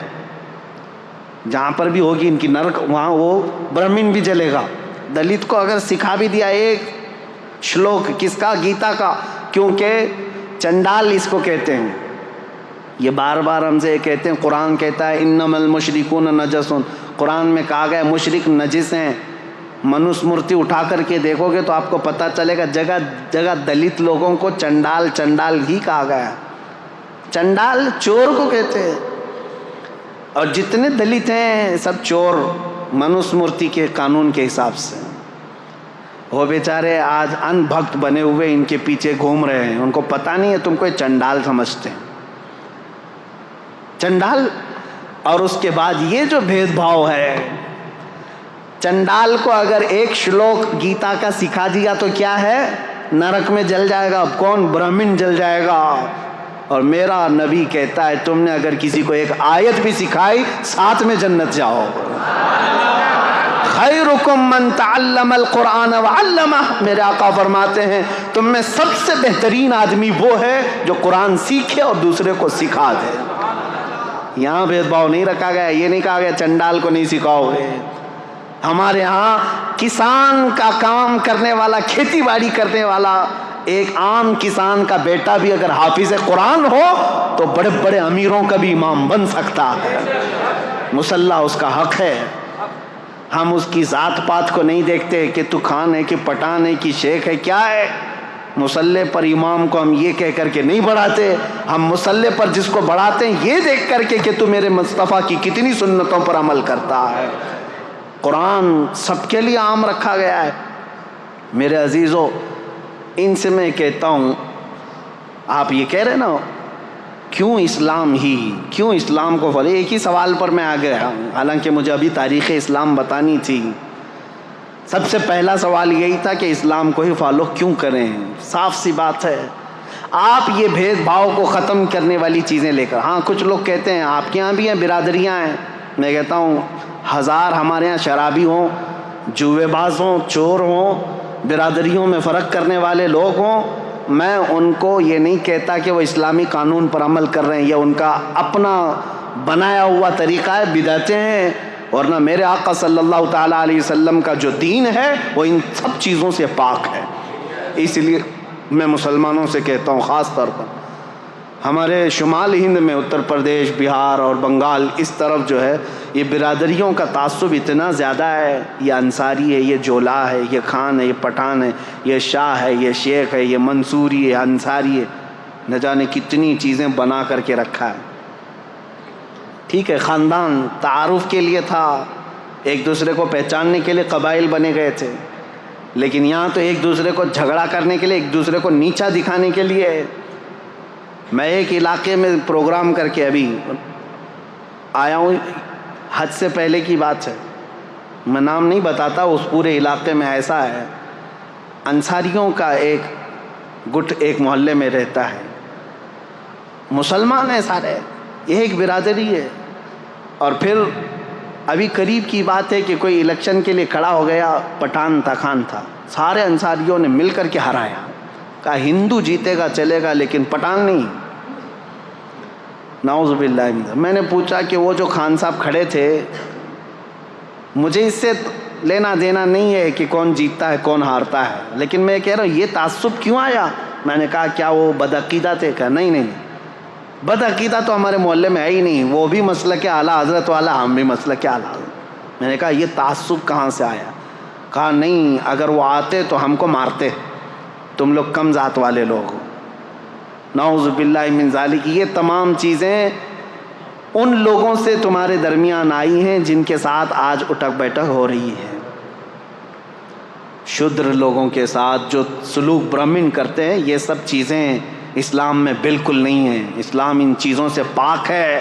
آپ کو پتہ ہے ایک بار حضرت ابو ذر غفاری رضی اللہ تعالیٰ عنہ نے حضرت بلال کو صرف یہ کہا تھا کالی ماں کے بیٹے. میرے آقا صلی اللہ علیہ وسلم اتنے ناراض ہوئے تھے. پوچھا تھا افیک الجاہلیہ، اے ابو ذر ابھی تمہارے اندر جاہلیت ہے، ابھی جہالت کے زمانے میں پل رہے ہو. حضرت ابو ذر آئے، حضرت بلال کو یہ نہیں کہا کہ غلطی ہو گئی معاف کر دو، کہا ہاتھ پکڑ کر کے لائے، مسجد میں لیٹ گئے، کہا اے بلال تم اپنا یہ کالا پیر میرے چہرے پر رکھ کر رگڑ دو تاکہ مجھے میری غلطی کا احساس ہو جائے. میں نے کیسے کہہ دیا تم کو کالی عورت کے بیٹے، مجھ سے خطا ہوئی، اب تم یہ اپنا پیر میرے چہرے پر رکھو، میں اس لائق ہوں. وہ اس بات کو بھی پسند کر رہے تھے کہ بلال اگرچہ کالے ہوں لیکن اپنا پیر میرے چہرے پر رکھ دیں. حضرت بلال نے ان کو اٹھا لیا، سینے سے لگا لیا، کہا میرے اور تمہارے درمیان جو کامن چیز ہے وہ یہ ہے تم بھی اسی رسول کے غلام ہو جس کا غلام میں ہوں. یہ چیز ہمیں دین اسلام میں جوڑے رکھتی ہے. عزیزان گرامی اوقات تم سوال یہ کر رہے ہو اسلام کو ہی کیوں فالو کیا جائے. یہ اسلام کی خصوصیت ہے کہ فلسطین کا بچہ روتا ہے تو ہمارے درمیان ہمارے دل کے اندر بھی درد اٹھتا ہے. اسلام نے جوڑ کر کے رکھا ہے. یونیٹی ایسی ہے، اللہ کی قسم حج کر کے آؤ تو پتہ چلے گا، حج کر کے آؤ پتہ چلے گا وہاں اللہ کریم نے ایک لباس میں پوری دنیا کو کس طرح سے بلایا ہے. کسی بادشاہ کو تم پہچان نہیں سکتے. ابھی پچھلے سال کی بات میں 2022 میں افریقہ کا ایک ملک ہے، چھوٹا سا ملک ہے، وہاں کا پریسیڈنٹ آیا تھا اور ہر پریسیڈنٹ کو ایک پروٹوکول دیا جاتا ہے سعودی گورنمنٹ کی طرف سے. اس کو کچھ فوجی دیے جاتے ہیں، گاڑی اسپیشل ہوتی ہے، ان کے ٹینٹ الگ لگتے ہیں، لیکن اس نے ساری چیزوں کو قطعاً منع کیا تھا. کہا تھا کہ میں جس طرح میری کنٹری کے لوگ حج کے لیے جا رہے ہیں میں ویسی حج پہ جاؤں. اور اس کی ایک فوٹو وائرل بھی ہوئی تھی، مینا کے روڈ پر وہ بغیر بستر کے ہاتھ کا تکیہ بنا کر سو رہا تھا. اپنے ملک کا بادشاہ ہے. 1 سال پہلے کی بات دیکھا ہم نے اور پھر یہ احساس ہوا اللہ کریم نے اسلام میں یہ خصوصیت رکھی ہے. حضرت عمر فاروق رضی اللہ تعالیٰ عنہ بھی وہی کھاتے تھے، حضرت ابو بکر بھی وہی کھاتے تھے جو مدینے کے عام لوگ کھایا کرتے تھے. عزیزان گرامی اوقات اسلام ہی کیوں، اس کی خصوصیات ہیں. میں لوگوں سے یہ کہوں گا مسلمانوں کے بعض عمل کو دیکھ کر کے تم یہ جج مت کرنا کہ اسلام میں کیسا ہے. تم کو چاہیے کہ اسلام کو پڑھو اور اس کے بعد اسلام میں آؤ. میں سب کو دعوت دے رہا ہوں، RSS والوں کو بھی دعوت ہے، کھلی دعوت ہے، آخری سانس تک یہ دعوت ہے، کیونکہ اچھائی کی دعوت تو دینا ہے نا. کسی کو ڈر لگتا ہے تو جائے، اچھائی کی دعوت ہے. میرے نبی پاک صلی اللہ تعالیٰ علیہ وسلم کا دین ہے. جب آپ ہمیں دعوت دیتے ہیں کسی چیز کی تو ہم بھی آپ کو دعوت دے سکتے ہیں. آؤ پڑھو. لوگوں کے عمل دیکھ کر کے جج مت کرنا کہ اسلام ایسا ہے ویسا ہے. لوگوں کے عمل سے نہیں، اسلام اپنی حقانیت سے چل رہا ہے. اب دوسرا اس پر جو اعتراض ہمیشہ ہوتا رہا ہے، آج بھی ہوتا ہے، اسلام تلوار کے زور سے پھیلا. ایک بھونڈا اعتراض ہے جنہوں نے سمجھا نہیں. میں ان سے کہتا ہوں تاریخ میں تم کو کسی نے پٹی پڑھا دیا اسلام تلوار سے پھیلا، تلوار سے پھیلا. آج پتہ ہے آپ کو سب سے زیادہ تیزی سے پھیلنے والا دین آج بھی دنیا میں اسلام ہے. آج واشنگٹن کی نیوز نکال کر کے دیکھ لیں آج کی آپ کہ وہاں پر مسلمان کتنی تعداد 10 سال کے اندر کتنے ہوئے. کہا کہ وہاں پر 260% بہت زیادہ ہو گئے ہیں 10 سال کے اندر مسلمان بڑے، اور کرسچن صرف 47%. سب سے زیادہ اسلام تیزی سے پھیل رہا ہے. UK میں، US میں، رشیا میں، افریقہ میں، سب جگہ ہے. اسلام آج بھی اسی طرح سے تیزی سے پھیل. یہ جو بوکھلاہٹ ہے نا آپ جو دیکھ رہے ہیں، یہ جو کیڑے مکوڑے اچانک آ رہے ہیں، کیوں؟ ان کو ایسا لگ رہا ہے کہ یہ چند سالوں میں تو یہ سب پورے حاوی ہو جائیں گے. ان کے بچے بھی زیادہ ہیں، ان کے عورتوں کو بھی زیادہ کرنے کی اجازت ہے، 4 ہیں. وہ دیکھتے نہیں، وہ پاگل کتا کہتا تھا کہ 2029 میں تو ہندوستان کا پردھان منتری مسلمان ہو جائے گا. یہ ڈر ستا رہا ہے، خوف ستا رہا ہے، اتنے مسلمان ہو جائیں گے، اتنے مسلمان ہو جائیں گے. اب میں یہ باتیں اس لیے کر رہا ہوں کہ ان کو یہ پتہ ہے کہ مسلمان آج بھی بڑھ رہے ہیں. ٹھیک ہے, ان کا ہی کہنا ہے. مسلمانوں کی تعداد بہت زیادہ ہو گئی, ہندوستان کی بھی بات کر رہے ہیں, یو ایس میں بھی بات کر رہے ہیں, رشیا میں بھی, سب جگہ پر. اب میں آپ سے پوچھتا ہوں ان لوگوں سے جو کہتے ہیں اسلام تلوار کی زور سے پھیل رہا ہے, تو مجھے بتاؤ یو ایس میں کون تلوار لے کر کے گھوم رہا ہے اسلام پھیلانے کے لیے؟ رشیا میں کون تلوار لے کر کے پھیلا رہا ہے اسلام؟ یو کے میں کون پھیلا رہا ہے؟ ارے میاں آج تو بالکل الٹا مسئلہ ہے. تمہاری ساری میڈیا لگ گئی ہے ہمیں دہشت گرد ثابت کرنے پر, باوجود اس کے لوگ جوک در جوک اسلام میں داخل ہو رہے ہیں. ہالینڈ کا وہ شخص آپ کو پتا ہے جو چند سالوں پہلے کہتا ہے کہ میرے نزدیک سب سے برا دین دھرم اسلام تھا, سب سے برا دین, اور سب سے برے لوگ میرے نزدیک مسلمان تھے. آج وہ الحمدللہ مسلمان ہے, اور میرے آقا صلی اللہ تعالیٰ علیہ وسلم کی سیرت پر پوری کتاب لکھ رہا ہے. آپ کو پتہ ہے افریقہ کا ایک عیسائی اس سال حج پر آیا ہوا تھا, عیسائی پادری تھا, جس نے کہا تھا کہ میرے فالوور میں 1 ملین لوگ ہیں عیسائی. اس نے خود کہا آج میں غار ہیرا جو جبل نور پر ہے پہاڑی مکہ میں, اس کی مٹی چوم کر کے وہ رونے لگا, جو پیدائشی عیسائی ہے. میں بتاتا ہوں میرے عزیزو, اس کی بھی کلپ وائرل ہوئی تھی, آپ لوگوں نے دیکھا ہوگا. اس نے کہا کہ میں اس میں فخر محسوس کرتا ہوں, اسلام میں آیا اور سارے لوگوں کو اس دین میں لاؤں گا.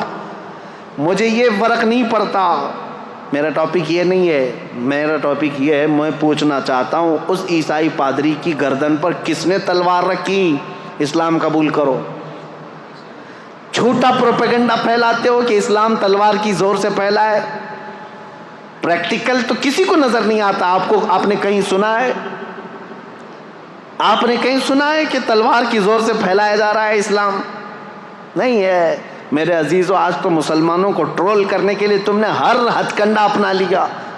آتنکوادی یہ ہیں, ریپسٹ یہ ہیں, چور یہ ہیں, بہت زیادہ آوارہ یہ ہیں, نشہ خور یہ ہیں, ساری چیزیں تو تم نے ڈال کر کے رکھی ان کے اوپر الزامات.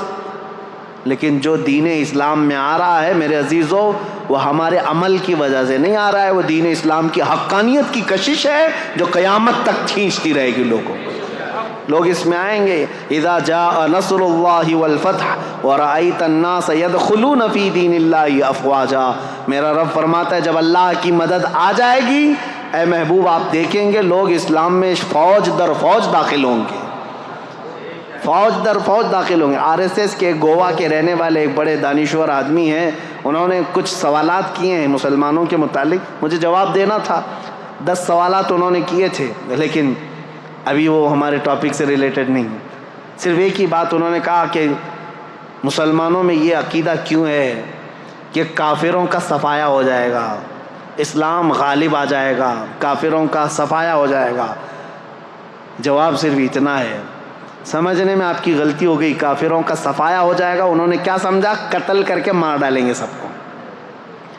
ہاں, ہم بھی کہتے ہیں ہوگا صفایہ, گردنوں کا صفایہ نہیں, شرک اور کفر کی غلاظت کا صفایہ ہوگا.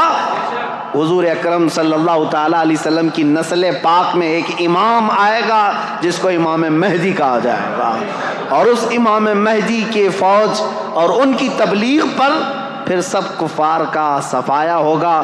مطلب یہ نہیں ہے کہ گردنیں مار دی جائیں گی, مطلب یہ ہے کہ دلوں کے اندر جو کفر و شرک کی غلاظت ہے اس کا صفایہ ہوگا, اور پھر شرق سے لے کر غرب تک, شمال سے لے کر جنوب تک, ہر ایک کی لفظ, ہر ایک کی صدا ہوگی لا الہ الا اللہ محمد رسول اللہ. یہ ہمارا کہنا ہے.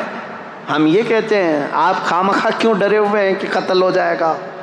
ہم قتل کی بات کہیں نہیں کیے کہ صفایہ ہو جائے گا, قتل ہو جائے گا. اور پھر یہ جو پروپیگنڈا پھیلایا جاتا ہے میرے عزیزوں, تلوار کی زور سے پھیلا, تلوار کی زور سے پھیلا. ذرا دامن میں جھانک کر کے دیکھو, تاریخ پڑھ کر کے دیکھو, ہندوستان میں 700 سال تک تھے مسلمان حکومت کرتے ہوئے. اگر روز تلوار لے کر کے بیٹھے ہوتے تو ایک کیڑا بھی نہیں بچتا, بھی کوئی کیڑا بھی نہیں بچتا. سب کو زبردستی اگر داخل کیا گیا ہوتا تو سب 700 سال بہت ہیں, بہت ہیں. میرے عزیزو دین اسلام نے آزاد رکھا تمہیں. آج مندریں بھی باقی 1000 سال پرانی، 800 سال پرانی، 900 سال پرانی. ہندوستان میں وہ مندریں بھی موجود ہیں اور لوگ بھی موجود ہیں، دھرم بھی موجود ہے. ہم نے زور زبردستی کسی کو بلایا ہی نہیں. قرآن میں اللہ فرماتا ہے لا اکراہ فی الدین، دین میں کوئی زور زبردستی نہیں. لیکن قیامت کا دن آنا ہے، فیصلہ تو اس دن ہونا ہے. اب اسلام کی خصوصیات یہ پوچھ رہے تھے کہ کیوں اسلام کو فالو کریں، اور پھر یہ اعتراضات، اسلام تلوار کی زور سے پھیلا. یہ ساری چیزیں ایک پروپیگنڈا ہے میرے عزیزو، پروپیگنڈا ہے. اور حقیقت اگر میں آپ کو بتاؤں، نبی کریم صلی اللہ تعالیٰ علیہ وسلم جتنی جنگوں میں شرکت فرمائے وہ تقریباً 17 ہوتی، 17 غزوات جس میں حضور صلی اللہ تعالیٰ علیہ وسلم بنفس نفیس خود گئے. اور کل جنگوں میں جو لوگ مرے، فوت ہوئے، ان کی تعداد پتہ ہے 252، 250 لوگ مرے ہیں. کتنے؟ 250. اور آپ کو پتہ ہے فرسٹ ورلڈ وار جو ہوئی تھی، فرسٹ ورلڈ وار، اس میں کتنے لوگ مرے تھے پتہ ہے؟ 3 کروڑ لوگ مرے تھے. اور سیکنڈ ورلڈ وار جو 1940 پہ ختم ہوئی 1940 تک، اس میں 5 کروڑ لوگ، کروڑ کی بات کر رہا ہوں، 100 بھی نہیں، 1000 بھی نہیں، لاکھ بھی نہیں. کوئی گنتی ہے انسانوں کی؟ یہ آج ہمیں تمیز دینے آئے ہیں اسلام تلوار کی زور سے پھیلا. یہ 5 کروڑ، یہ 3 کروڑ لوگوں کو جو موت کی گھاٹ اتارا گیا ہے، کس بنیاد پر؟ مجھے بتاؤ کس بنیاد پر؟ صرف حکومت، تخت اور سکتہ حاصل کرنے کے لیے ہزاروں نہیں کروڑوں انسانوں کو موت کی گھاٹ اتار دیا. دور مت جاؤ، آج رپورٹ نکال کر کے دیکھ لینا، ہماری نہیں، آزاد رپورٹ. عراق میں پچھلے 20 سال سے کتنے لوگوں کو امریکہ نے مارا ہے.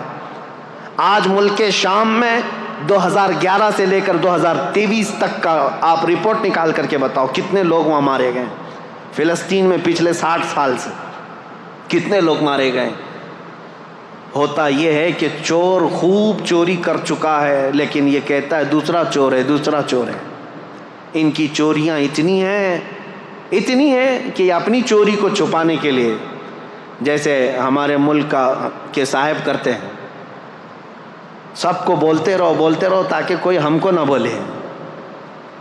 یہ پروپیگنڈا اس طرح اتنی تیزی سے پھیلایا گیا ہے، اتنا پھیلایا گیا ہے کہ اسلام تلوار کی زور سے پھیلا، تلوار کی زور سے پھیلا. اور مثال میں کیا لے کر کے آئیں گے؟ ان کے ہی پالے ہوئے کوئی ISIS کے ٹٹو لوگوں کو جو دہشت گردی کے ساتھ کسی کا گلا کاٹ رہے ہوں گے، کسی کو مار رہے ہوں گے، ان کی ویڈیو بنائیں گے اور پوری دنیا میں دہشت پھیلائیں گے. اور ایک ویڈیو سے تم 5 کروڑ لوگوں کی موت چھپا رہے ہو.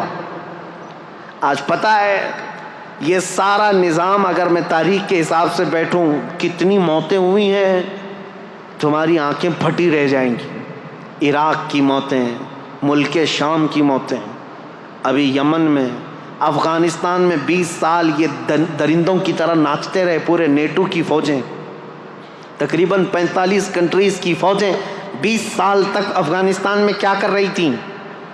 مارا ہے انہوں نے، ہزاروں کی تعداد میں عام شہریوں کو مارا ہے. اتنی موتیں ہو جانے کے بعد اب سوال کرنے کا حق بھی نہیں بنتا تم کو کہ تم اسلام پر انگلی اٹھاؤ گے، جہاں میرے آقا صلی اللہ تعالیٰ علیہ وسلم کی زندگی پاک میں 17 جنگوں میں کل کتنے لوگ مارے گئے تھے؟ ایک طرف 250 کو رکھو، ایک طرف 8 کروڑ لوگوں کو. کوئی کمپیریزن ہے؟ کوئی تقابل ہے؟ میرے عزیزو، تاریخ کی سچائیاں آپ کے سامنے میں رکھنا چاہتا ہوں. اسلام پر اعتراضات کرنے والے کبھی ان چیزوں کو لے کر کے آتے ہیں، کبھی ان چیزوں کو لے کر کے آتے ہیں. بہت سارے اعتراضات ہیں. ابھی قربانی کا وہ گزرا، سعودیوں کے بھی اب نخرے زیادہ ہو گئے، وہ قربانی سے ابھی بچنے کی کوشش کر رہے ہیں. ابھی وہ نیوٹرل بننے کے لیے، ابھی دیکھا انہوں نے اپنا ایک نمائندہ یا ہندوستان بھیجا جو مندروں کی زیارت کرنے آیا ہے. یہ وہی ظالم لوگ ہیں جو ہمیں اولیاء اکرام کے مزارات پر جانے پر شرک کے فتوے لگاتے تھے. آج ان کا سب سے بڑا امام آیا ہوا ہے ہندوستان میں، جو دلی کے اور پتہ نہیں کہاں کی مندروں کی زیارت کرنے آیا ہے، اور بڑے شوق سے زیارت کر رہے ہیں اور تاریخ سمجھ کر کے. اور وہاں میرے آقا صلی اللہ تعالیٰ علیہ وسلم کے آثار کو مٹا کر کے رکھا ہے شرک اور بدعت کے نام پر. خیر وہ بات الگ ہے. یہ نیوٹرل بننے کے لیے، لوگوں کی واہواہی لینے کے لیے اب قربانی کے مسئلے پر بھی آ گئے ہیں. اس سال حج کے دوران ہم نے دیکھا ہے قربانیوں کا کیا کیا سلسلہ ہوتا ہے. بہرحال میں یہ کہہ رہا ہوں، یہ جگہ جگہ سے یہ بات اٹھاتے ہیں. اسلام اگر اتنا ہی اچھا ہے تو اتنے جانوروں کو کیوں کاٹ دیا جاتا ہے بقرعید دن؟ ہر مسلمان مالک کے نصاب جو ہے بکرے کو کاٹتا ہے، گائے کو کاٹتا ہے، بھینس کو کاٹتا ہے، اونٹ کو کاٹتا ہے، جو جائز جانور ہیں ان میں. اب تو ہم یہاں پر گائے نہیں کاٹتے، لیکن جو بھی کاٹتے ہیں اس کا اتنا واویلا مچایا جاتا ہے. پتہ ہے یہ جانور کیوں کاٹے جاتے ہیں؟ یہ ہمارا دینی فریضہ ہے، لیکن حقیقت میں آپ کو بتاؤں، ایسے لوگوں کا یہ اعتراض ہے، ان کو کبھی دوسرے گھر نہیں نظر آتے. یہودی دین میں بھی قربانی ہے، عیسائیوں کے دین میں بھی قربانی ہے، ہندوؤں میں بھی قربانی ہے. ان کے ابھی یہاں بلی چڑھانا ہے. بلکہ یجروید میں ہے، وید ہیں ان کے 4، سام وید، اتھر وید، یجروید، رگ وید. یجروید کے اندر یہ بات موجود ہے آج بھی کہ بھگوان کو کون کون سی چیزیں پسند ہیں. اس میں کئی جانوروں کے نام ہیں، اور خود رام کے بارے میں رامائن میں لکھا ہوا ہے کہ وہ ہرن کا شکار بہت شوق سے کرتے تھے. آج کرتے تو شاید بہت لمبا کیس ہوتا. ہاں ہرن کیونکہ ہمارے ہاں غیر قانونی ہے، اس کا شکار نہیں ہو سکتا. میرے عزیزو، جانوروں کی بلی اور قربانی ہر دھرم میں ہے، ہر دین میں موجود ہے، لیکن نظر صرف اسلام. یہ ان کی دگلی پالیسی ہے، ڈبل رول ہے. یہ آپ نہیں دیکھتے کہ صرف اسلام کی عید الاضحیٰ کی قربانیوں کو اتنا اچھالا جاتا ہے، بے زبان جانوروں کو مارا جاتا ہے. تمہیں پتہ نہیں ابھی جو بلی چڑھائی جاتی ہے وہ تو دیکھ بھی نہیں سکتے تم. جانور کو لا کر کے سیدھے اٹھا کر کے گردن پر مار کر کے الگ کر دیا جاتا ہے. یہ تو باتیں اپنی جگہ پر سارے دھرم میں، سارے دینوں میں قربانی ہے، سب میں ہے. میں ثابت کر کے بتاؤں گا. یہودیوں میں بھی ہے، عیسائیوں میں بھی ہے، ہندوؤں میں بھی ہے، سب میں ہے. لیکن ان کو پاپ جو لگتا ہے وہ صرف مسلمانوں کا عمل لگتا ہے. اور تو اور میرے عزیزوں، اسلام پر اعتراض کرنے والے سال بھر میں ایک دن قربانی کرتے ہو نا، ایک دن قربانی کرتے ہو. ان سے میں پوچھتا ہوں ذرا ڈیٹا نکال کر کے بتاؤ، میک ڈونلڈ والا کتنے کاٹتا ہے، KFC والے کتنے کاٹتے ہیں؟ یہ شدھ شاکاہاری لوگوں سے پوچھ رہا ہوں. تم نے اپنے ملک میں ان کو پرمیشن دے کر کے رکھا ہے. یہ ملٹی نیشنل کمپنیاں ہیں، تمہیں پتہ ہے پر ڈے کئی لاکھ گائے میک ڈونلڈ والا کاٹتا ہے. یہ اور بات ہے کہ انڈیا میں بیف کا ان کا نہیں ہے، دوسرے کنٹریز میں میک ڈونلڈ والوں کا بیف کا بھی موجود ہے، ان کے مینو میں ہے. سب جگہ بیچتے ہیں، کچھ جگہ تو خنزیر بھی بیچتے ہیں. جہاں جیسا دیس ویسا بیس ہے. لیکن کبھی آج تک ان میں سے کوئی بھی کیڑا اٹھا اور کہا کہ یہ تو نان ویج والا ہے، اس کو یہاں پرمیشن نہیں دینا چاہیے؟ نہیں، سب جگہ تم شوق سے ان کو چلاتے ہو. وہی اگر کسی مسلمان کی دکان بھی ہو جائے تو تعصب اتنا بڑھ گیا ہے، زہر اتنا بڑھ گیا ہے، کہہ رہے یہ مانساہاری ہے، یہ تو نان ویج ہے، اس کو ہٹاؤ یہاں سے، پاپ لگ جائے گا. میرے عزیزو، یہ ڈبل پالیسی کا اور یہ جو 2 چہرے والا مسئلہ ہے، یہ میں آپ کے سامنے رکھنا چاہتا ہوں.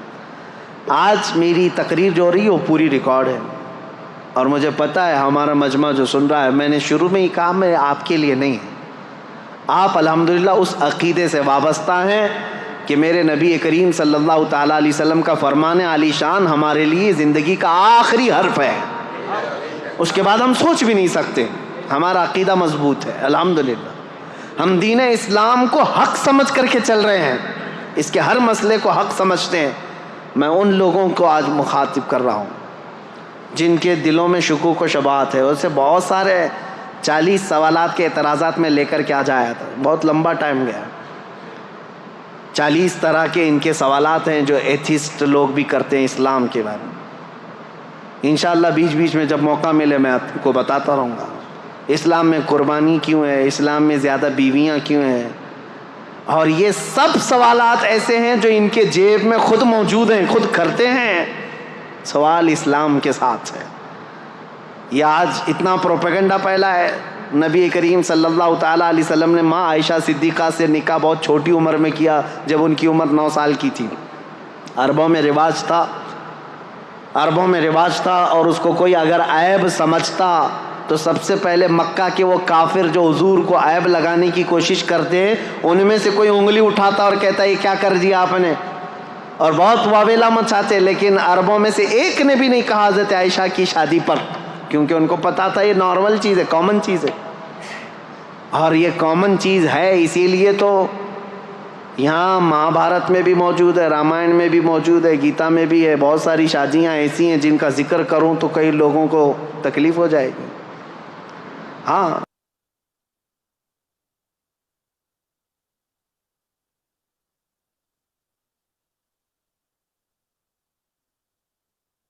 اور زیادہ بیویاں نبی کریم صلی اللہ تعالیٰ علیہ وسلم کی 10 بیویوں کے متعلق یہ ٹی وی میں بیٹھ کر کے پکوڑے تلتے رہتے ہیں اور ایک دوسرے پر اعتراضات کرتے رہتے ہیں۔ اسلام اسلام، نبی پاک صلی اللہ تعالیٰ علیہ وسلم کبھی اپنے گھر کی خبر ہی نہیں لیتے۔ اپنی بھی کتابیں اٹھاؤ، 10 بیویاں کی ہیں، لیکن ہر ایک کی حکمت ہے، میں بتاؤں گا۔ وہ مطلقہ تھیں یا بیوہ تھیں، نبی کریم صلی اللہ علیہ وسلم نے ان سے نکاح کر کے وہ درجہ دیا ہے کہ ان کو پوری کائنات کے مومنوں کی ماں بنا دیا، امہات المومنین بنایا۔ لیکن کلپنا بھی نہیں کی جا سکتی، تصور بھی نہیں کیا جا سکتا۔ ایک بھگوان تو ایسے ہیں جن کے 16,400 بیویاں ہیں، اور وہ ایک رات میں سب کے پاس بھی جا کے آتے تھے۔ یہ مذاق کی بات نہیں کر رہا ہوں، کتاب میں جو موجود ہے اتنی بات کروں گا، کہ زیادہ اگر اس پر مذاق کروں تو غلط بات ہے۔ جب یہ چیزوں پر ہم نے کبھی آپ کے ساتھ کوئی چھیڑ چھاڑ نہیں کیا، 16,000 نہیں 32,000 رکھ لو، کیا فرق پڑتا ہے؟ لیکن تم ادھر انگلی نہ اٹھاؤ میرے نبی پاک کی طرف۔ ایک بات یاد رکھو، اور کم سنی کے بارے میں بھی اگر انگلی اٹھاؤ گے تو ہم پوری لسٹ لے کر کے بیٹھے ہیں کہ کون کون کتنی عمر میں شادی کیا ہے، سب کی لسٹ موجود ہے۔ آپ کو میں بتاؤں، بہت پرانا تو میں کہہ رہا ہوں کہ 1400 سال پہلے کی بات ہے، اس وقت کامن بات تھی 9 سال کی لڑکیاں۔ لیکن یہاں تو دیش آزاد ہونے کے بعد بھی، میں خالی آپ کے سامنے نام دے دیتا ہوں، چیک کر لینا، آپ کی ذمہ داری۔ سب سے بڑی شخصیت کے نام سے مشہور ہے ہندوستان میں، یعنی غیر مسلموں کی بات کر رہا ہوں، بابا صاحب بھیم راؤ امبیڈکر۔ ان کی شادی کب ہوئی، کس سے ہوئی، کتنی عمر میں ہوئی، یہ ریسرچ کرنا تمہاری ذمہ داری ہے۔ رویندر ناتھ ٹیگور، جس کے ذریعے سے جن گن لکھا گیا ہے، جو پورے ہندوستان کا قومی ترانہ ہے آج، نیشنل اینتھم، اس کے رائٹر رویندر ناتھ ٹیگور۔ جا کے معلوم کرنا اب تمہاری ذمہ داری ہے، کب شادی کیا، کس سے کیا اور کتنی عمر میں کیا۔ یہ تو 100 سال سے پہلے کے لوگ نہیں ہیں، ابھی کے ہیں۔ ان کے گھروں میں جو شادی ہو کر کے آئی لڑکیاں، وہ 15 سال سے کم کی ہیں، 10 سال کی ہیں، کوئی 12 سال کی ہیں، اور تم 1400 سال پہلے کے اعتراضات اٹھاتے ہو۔ نبی کریم صلی اللہ تعالیٰ علیہ وسلم نے ماں عائشہ صدیقہ سے 9 سال کی، ابھی تو 2 ہی مثالیں دیا، پوری لسٹ موجود ہے ہمارے پاس۔ صرف اتنا میں کہنا چاہتا ہوں، اسلام کے متعلق ٹھنڈے دل سے سوچو، کائیں کائیں چلانے سے یا کتے کی طرح بھونکنے سے تمہیں ہدایت کبھی نہیں ملے گی۔ اسلام کو بہت سارے لوگوں نے پڑھا ہے، اور الحمدللہ جب دل نرم ہوا ہے تو انہوں نے بھی پکار کر کے کہا ہے۔ آپ کو پتہ ہے ایک بہت بڑا رائٹر ہے، انگلش رائٹر، بہت بڑا رائٹر ہے، جارج برنارڈ شاہ۔ اس نے کہا ہے میں نے پورا ریسرچ کر کے دیکھ لیا، دنیا میں اسلام سے بہترین قانون کسی کے پاس ہے ہی نہیں، اسلام سے بہترین قانون کسی کے پاس نہیں۔ اور اس نے یہ سب سے بڑی بات کہی کہ ریولیوشن جو دنیا میں آتے ہیں، کبھی لینن کا ریولیوشن آیا اور کبھی اسٹالن کا آیا، کبھی جو ہے بات چلتی رہی کس کی، آئنسٹائن کے سائنس کا نظریہ پھیلتا رہا، سب کے ایک ریولیوشن آئے ہیں، سب سائنٹسٹ بھی اپنے اپنے نظریات لے کر کے آئے ہیں۔ لیکن آپ کو پتہ ہے اس نے کہا ان کے ریولیوشن 100 سال 200 سال کے بعد ٹھنڈے پڑ گئے. سوشلزم، مارکسزم، کمیونزم، یہ سب چیزیں جو ہیں ریولیوشن کے طور پر آئے، حکومت چلانے کے طریقے لے کر آئے، لیکن ٹھنڈے پڑتے گئے. ان کی شخصیات جب چلی گئیں. جارج برنارڈ شاہ کہتا ہے لیکن ایک ریولیوشن آیا مدینے سے، اور وہ ریولیوشن ایسا ہے کہ اس کے بانی محمد صلی اللہ تعالیٰ علیہ وسلم 63 سال کے بعد وفات کر گئے، لیکن اس ریولیوشن کو میں آج دیکھ رہا ہوں 14 صدیاں گزر گئی، ہر آنے والے بچے کے اندر ان کا امپلیمنٹ ویسا ہی نظر آتا ہے جیسے مکہ کے مسلمانوں کا رہا ہوگا. آج بھی یہ اپنے دین کے لیے مر مٹنے کو تیار ہیں، آج بھی اپنے رسول سے ویسی محبت کرتے ہیں. نہ انہوں نے دیکھا، نہ ان کے باپ نے دیکھا، نہ دادا نے دیکھا، تقریباً ان کی 7 پیڑھیوں نے نہیں دیکھا ہوگا، لیکن محبت ایسی کرتے ہیں کہ ہر رات سوتے بھی ہیں تو تمنا یہی لے کر آج خواب میں میرے آقا تشریف لائیں. یہ حقیقت ہے یا نہیں مسلمانوں؟ یہ میری بات نہیں، یہ جارج برنارڈ شاہ ایک رائٹر ہے انگلش انگریز، وہ کہتا ہے اتنا بڑا ریولیوشن میں نے نہیں دیکھا جو 1400 سال تک چلتا آ رہا ہو. اور آج وہ رسول نہیں ہے، وہ صحابہ نہیں ہیں جو ان کے کیمپینین تھے، ان کے ساتھی تھے، ان کے خلیفہ نہیں ہیں، لیکن اس کے باوجود خاموش دیواروں سے ایسا لگتا ہے اسلام ابھی بھی پھیل رہا ہے. یورپ میں، امریکہ میں، افریقہ میں کون ہے جو جمال مصطفیٰ دیکھ کر کے آ رہا ہو؟ کوئی ہے نہیں. نہ صحابہ کو دیکھا، نہ اولیاء کو دیکھا. اس وقت کے فتنوں کے زمانے میں بھی لوگ اسلام میں داخل ہو رہے ہیں. میں کہتا ہوں یہ میرے آقا کا لایا ہوا ریولیوشن، انقلاب ایسا ہے جو آج تک نہیں بلکہ قیامت تک قائم رہنے والا ہے، اور یہ سب پر غالب آ کر کے رہے گا انشاءاللہ. سوالات، اعتراضات بہت سارے ہیں. اسلام میں 4 شادیاں کیوں؟ اس کا میں نے بتا دیا. عورتوں کی تعداد زیادہ ہے اور ان عورتوں کو آوارہ ہونے سے بچانا بھی ضروری ہے. اس کے لیے ایک سسٹم دیا گیا ہے، کیونکہ اسلام فلی لائف سسٹم ہے. اور اس کے علاوہ کم سنی پر جو اعتراضات کرتے ہو، اور اس کے علاوہ بہت ساری چیزیں ایسے اعتراضات کرتے ہیں، مرنے کے بعد دوبارہ زندہ ہونے کا عقیدہ کیوں ہے، یہ ساری چیزیں اسلام میں کیوں؟ میرے عزیزو، یہ ہونا بہت ضروری ہے. اگر آخرت کا تصور نہ رہے تو ہر کوئی آزاد کھلے طور پر ناچتا رہے گا جیسے وہ ناچ رہے ہیں. شراب پی لیا، زنا کر لیا، ڈر کسی کا نہیں ہے. اور زیادہ سے زیادہ کچھ لوگ ڈراتے ہیں یہ کہہ کر کے کہ اچھے کام کرو تو ٹھیک ہے، برے کام کرو گے تو اگلے جنم میں چوہا پیدا ہو جاؤ گے، کتا پیدا ہو جاؤ گے. اتنا ہی ڈر ہے. وہ دیکھتے نہیں، ان کا مذاق بھی چلتا رہتا ہے. کبھی یمراج کو دھوکہ دے دوں گا. ہاں، یہ موت کے فرشتے کے متعلق جو عقیدہ ہے وہ اس لیے کہ اتنا ہلکا بنا کر کے پیش کر دیا تم نے، اتنا ہلکا بنا کر کے کہ کچھ نہیں ہونے والا ہے.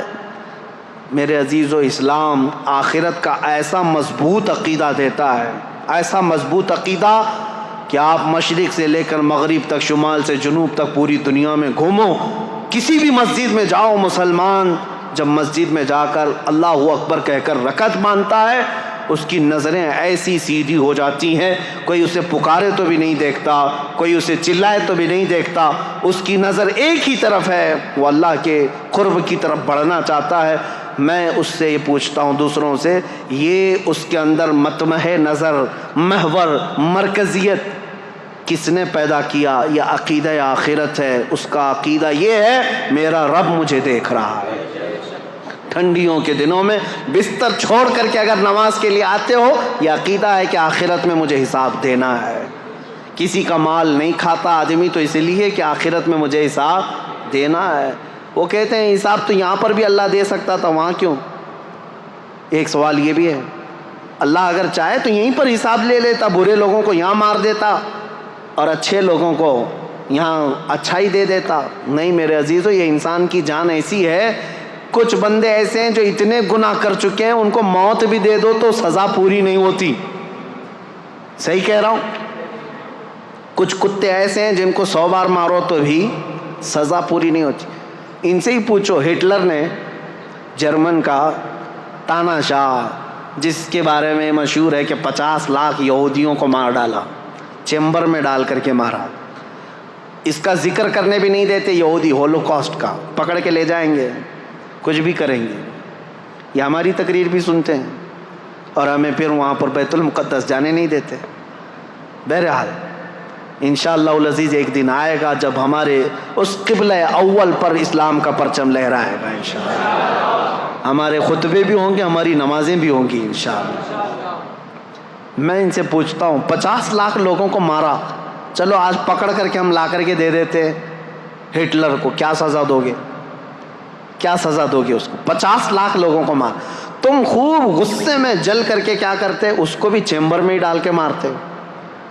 ہاں, اس کو بھی مار ڈالتے, مر جاتا تو ہو گیا. ایک یہودی کو مارنے کی سزا ہو گئی ہے, باقی اتنے جو 50 لاکھ کے قریب ہیں, ایک کو مارنے کی سزا, تو ایک کو مار دیا تم نے. اس کو تو سزا ملنی چاہیے تھی 50 لاکھ لوگوں کے مارنے کی. اب میرے رب کا نظام آخرت میں موجود ہے, جہنم میں ڈالے گا رب تعالیٰ ظالموں کو. رب تعالیٰ قرآن میں فرماتا ہے کلما نضجت جلودہم بدلناہم جلودا غیرہا لیذوقوا العذاب. جب جب جہنم کی آگ سے چمڑی پک جائے گی ہم اس کی چمڑی اتار دیں گے اور نئی چمڑی ڈالیں گے تاکہ وہ عذاب چکھ سکے. ہر بار اس کی چمڑی بدلی جائے گی. حضرت کعب احبار رضی اللہ تعالیٰ عنہ مفسر قرآن ہے, آپ سے پوچھا گیا یہ چمڑی بدلنے کا پروسیس جو جہنم میں ہوگا یہ کتنی بار بدلا جائے گا؟ انہوں نے فرمایا کہ 1 گھنٹے میں 70 بار بدلی جائے گی. 1 گھنٹے کے اندر 70 بار جسم کی چمڑی بدلی جائے گی تاکہ وہ ہر بار نیا عذاب چکھ سکے. جب جب جلے گا پھر بدلا جائے گا. کیوں؟ وہاں موت نہیں ہوگی, موت نہیں ہوگی. ایک بار موت کو بھی موت آ جائے گی, اس کے بعد ختم. اب نہ جہنمیوں کو موت نہ جنتیوں کو موت, اب سزا جھیلنا ہوگا. اس کے لیے آخرت میں حساب کتاب ہونا ہے, انصاف ہونا ہے. آخرت ضروری ہے. دنیا میں عدالت ہو سکتی, فیصلہ ہو سکتا, ایک بار مار دیتے ہو جاتی, باقی گناہوں کی سزا کیسے دیتے؟ باقی گناہوں کی سزا کیسے ملتی؟ ایک مرد ایسا آیا جو 10 لڑکیوں کا ریپ کیا ہو. اب زیادہ سے زیادہ ہم اس کو سزا کیا دیتے؟ موت کی سزا دیتے, مار دیتے. اس کی سزا تو ہو گئی. ایک لڑکی کے ساتھ زنا کرنے یا زنا بالجبر کی سزا ہو گئی, ایک کو مار دیا ہم, باقی 9 لڑکیوں کا انصاف کیا ہے؟ اس کے لیے آخرت ہے. اللہ تبارک و تعالیٰ قیامت کے دن پھر وہ عذاب دے گا, وہ عذاب دے گا جس کو کانوں نے سنا نہیں ہوگا, آنکھوں نے دیکھا نہیں ہوگا. میرے عزیزو, اسلام کی یہ تمام چیزیں ہیں جس کی وجہ سے میں دعوت فکر دیتا ہوں لوگوں کو. سوچو کہ اسلام کو کیوں فالو کرنا چاہیے. یہ میرا دین ہے, اس کی حقانیت ہے, اس کی خوبیاں ہیں. اس میں اونچ نیچ کا فرق نہیں ہے, اس میں غریب امیر کا فرق نہیں ہے, اس میں چھوت چھات نہیں ہے. اس میں غریب کا بیٹا بھی پہلی صف میں کھڑا ہو سکتا ہے, امیر کا بیٹا بھی پہلی صف میں کھڑا ہو سکتا ہے. حج بیت اللہ کے لیے جانے کے لیے کسی کا کوئی امتیاز نہیں. یہاں پر اگر کوئی اعلیٰ ذات والا ہے وہی پوجا کرے گا, وہی بھگوانوں کو چھو سکے گا, چنڈال دلیت چھو نہیں سکے گا. میرے دین میں یہ نہیں ہے. تمہارے ہاں ایسا ہے, چاہے نیکوکار ہو کہ پرہیزگار ہو یا گنہگار ہو, جب وہ خانہ کعبہ کے قریب پہنچے حجر اسود کو گنہگار بھی چومتا ہے, پرہیزگار بھی چومتا ہے. دونوں کے لیے کھلا ہوا میدان ہے. خانہ کعبہ کو لپٹ جانا ہے, سب کے لیے کھلا دروازہ ہے. میرے نبی پاک کے آستانے پر جانا ہے, وہاں نہ بادشاہ دیکھا جاتا ہے نہ فقیر دیکھا جاتا ہے, ہر ایک کا سلام قبول کیا جاتا ہے. بلکہ میں تو آپ کو بتاؤں, ہزاروں نہیں لاکھوں لوگ وہاں پر سلام پیش کرتے ہیں. ایک وقت کا واقعہ مجھے یاد آتا ہے. ایک خاتون وہ کہتی ہے کہ حضور کی بارگاہ میں گئی, عورتیں جہاں سے سلام کرتی ہیں ساری عورتیں سلام کر رہی تھیں. کچھ عالمہ عورتیں تھیں, وہ میرے آقا کو اچھے اچھے لقب سے سلام کر رہی تھی. الصلاۃ والسلام علیک یا خاتم النبیین, یا رحمت للعالمین, یا شفیع المذنبین, یا انیس الغریبین. یہ جو عورت تھی یہ دیہات کی رہنے والی, گاؤں کی, پڑھی لکھی نہیں تھی. اس کو غم لاحق ہوا کہ میں بھی پڑھی لکھی ہوتی تو اچھا سلام کرتی میرے آقا کو, اور رونا آ گیا اور اس نے کہا السلام علیکم یا رسول اللہ. اتنا کہہ کر کے اپنے آنچل سے آنسو پوچھتے ہوئے اپنی قیام گاہ پر اپنے گھر پر آ گئی, سو گئی روتے ہوئے اور کوستی رہی. میری جہالت کو برا ہو, بچپنے کو برا ہو کہ میں پڑھی لکھی نہیں, آج پڑھی لکھی ہوتی تو میرے نبی کو اچھا سلام کر سکتی تھی. آئی, سو گئی روتے روتے. قسمت بیدار ہوئی، خواب میں میرے آقا تشریف لائے، نبی کریم صلی اللہ تعالیٰ علیہ وسلم تشریف لائے۔ آتے ہی آپ نے فرمایا، میرے آقا نے، اے خاتون بڑی دور سے آئی، آج لاکھوں لوگوں نے مجھے سلام کیا لیکن ان سب میں مجھے سب سے اچھا تیرا سلام لگا، اس لیے کہ دل کی گہرائیوں سے سلام کیا تھا۔ اس لیے میرے عزیزو، میرے مصطفیٰ کے دربار میں نہ اونچ نیچ دیکھا گیا ہے، نہ امیر غریب دیکھا گیا ہے، نہ فقیر بادشاہ دیکھا گیا ہے، نہ ذات پات دیکھی گئی ہے۔ جو جہاں سے آیا وہ میرے مصطفیٰ کریم کے سمندر میں جم گیا۔ حبشہ سے بلال آئے، روم سے صہیب آئے، فارس سے سلمان آئے، عرب سے خالد بن ولید آئے، لیکن یہ سارے ملکوں کے میرے آقا کے مدینے میں ایسے جمع ہوئے جیسے ایک ماں سے پیدا ہوئے چار بھائی بھی اتنی محبت نہیں کرتے تھے جتنا میرے آقا کے صحابہ میں میرے آقا نے محبت ڈال رکھی۔ یہ میرے دین کی خصوصیات ہیں، یہ میرے دین کی خصوصیات ہیں۔ اس لیے میں کہوں گا لوگوں کو لا کر کے دکھاؤ اس کے مثل کوئی چیز ہو جس دین نے اتنے اعلیٰ قسم کی چیزیں دی ہوں۔ آج بھی بچیوں کے حقوق کے لیے دنیا لڑ رہی ہے، عورتوں کے حقوق کے لیے۔ یہ پروپیگنڈا ہے، یہ جھوٹی باتیں، یہ مکاری کی باتیں ہیں۔ یہ صرف اور صرف ہماری عورتوں کو جانور بنانا چاہتے ہیں اور کچھ نہیں۔ آزادی آزادی، ان کے ہاتھوں میں پلے کارڈ دے کر کے ان کو سڑکوں پر اتارتے ہیں اور کہتے ہیں آؤ تم بھی۔ چار دیواری ہماری زندگی نہیں۔ پاکستان میں کچھ عورتیں ایسی باہر آئیں، پلے بورڈ پر لکھا ہوا ہے، ہورڈنگز لے کر کے آئی ہیں، چار دیواری ہماری زندگی نہیں، میری مرضی میری زندگی۔ ان عورتوں کو کون بہکا رہا ہے؟ یہ وہی عیاش قسم کے لوگ جنہوں نے عورتوں کو کتوں سے زیادہ اہمیت نہیں دی۔ یہ صرف اپنے ہوس کا نشانہ بنانا چاہتے ہیں، ان کو ننگا کر کے اسٹیج پر لا کر نچاتے ہیں۔ عورتیں یہ سمجھتی ہیں یہ آزادی ہے میری۔ یہ آزادی کون سی خاک آزادی ہے جو تم ہر رات دوسرے مرد کی زینت بن جاتی ہو، ہر رات کسی مرد کے بستر کو گرم کرنے لگ جاتی ہو؟ یہ کون سی آزادی ہے؟ عزیزان گرامی، یہ عورتوں کے حقوق نہیں، عورتوں کے حقوق میرے دین سے پوچھو۔ اسلام نے کیا دیے ہیں؟ میرے آقا نے فرمایا اگر ایک بیٹی بھی ہو صحیح طریقے سے پرورش کر کے نکاح کر کے دے دیا، حضور فرماتے میری شفاعت اس پہ واجب ہے، میں اس کو جنت میں لے کر کے جاؤں گا۔ بیوی کو ایک لقمہ حلال کا کھلایا، میرے آقا نے فرمایا صدقے کا ثواب ہے۔ نبی کریم صلی اللہ تعالیٰ علیہ وسلم نے عورتوں کے حقوق یہاں تک بڑھا دیے، فرمایا الجنت تحت اقدام الامہات، اے لوگو تمہاری جنت تو تمہارے ماؤں کے قدموں کے نیچے ہے۔ عورت کو نہیں بڑھایا تو اور کس کو ہے؟ آج وہ لوگ سوال کرتے ہیں جو عورتوں کو جانوروں کی طرح جینے پر مجبور کر رکھا ہے۔ بہرحال میری یہ گفتگو طویل ہوتی چلی جائے گی۔ یہ قصہ لطیف ابھی نہ تمام ہے، جو کچھ بیاں ہوا وہ آغاز باب تھا۔ آپ لوگوں کا بہت بہت شکریہ۔ اس ویڈیو کو لائک کریں، چینل کو سبسکرائب کریں اور اپنے دوستوں تک شیئر کریں تاکہ میں اور بھی اچھی ویڈیو لا سکوں آپ لوگوں تک۔ اللہ حافظ۔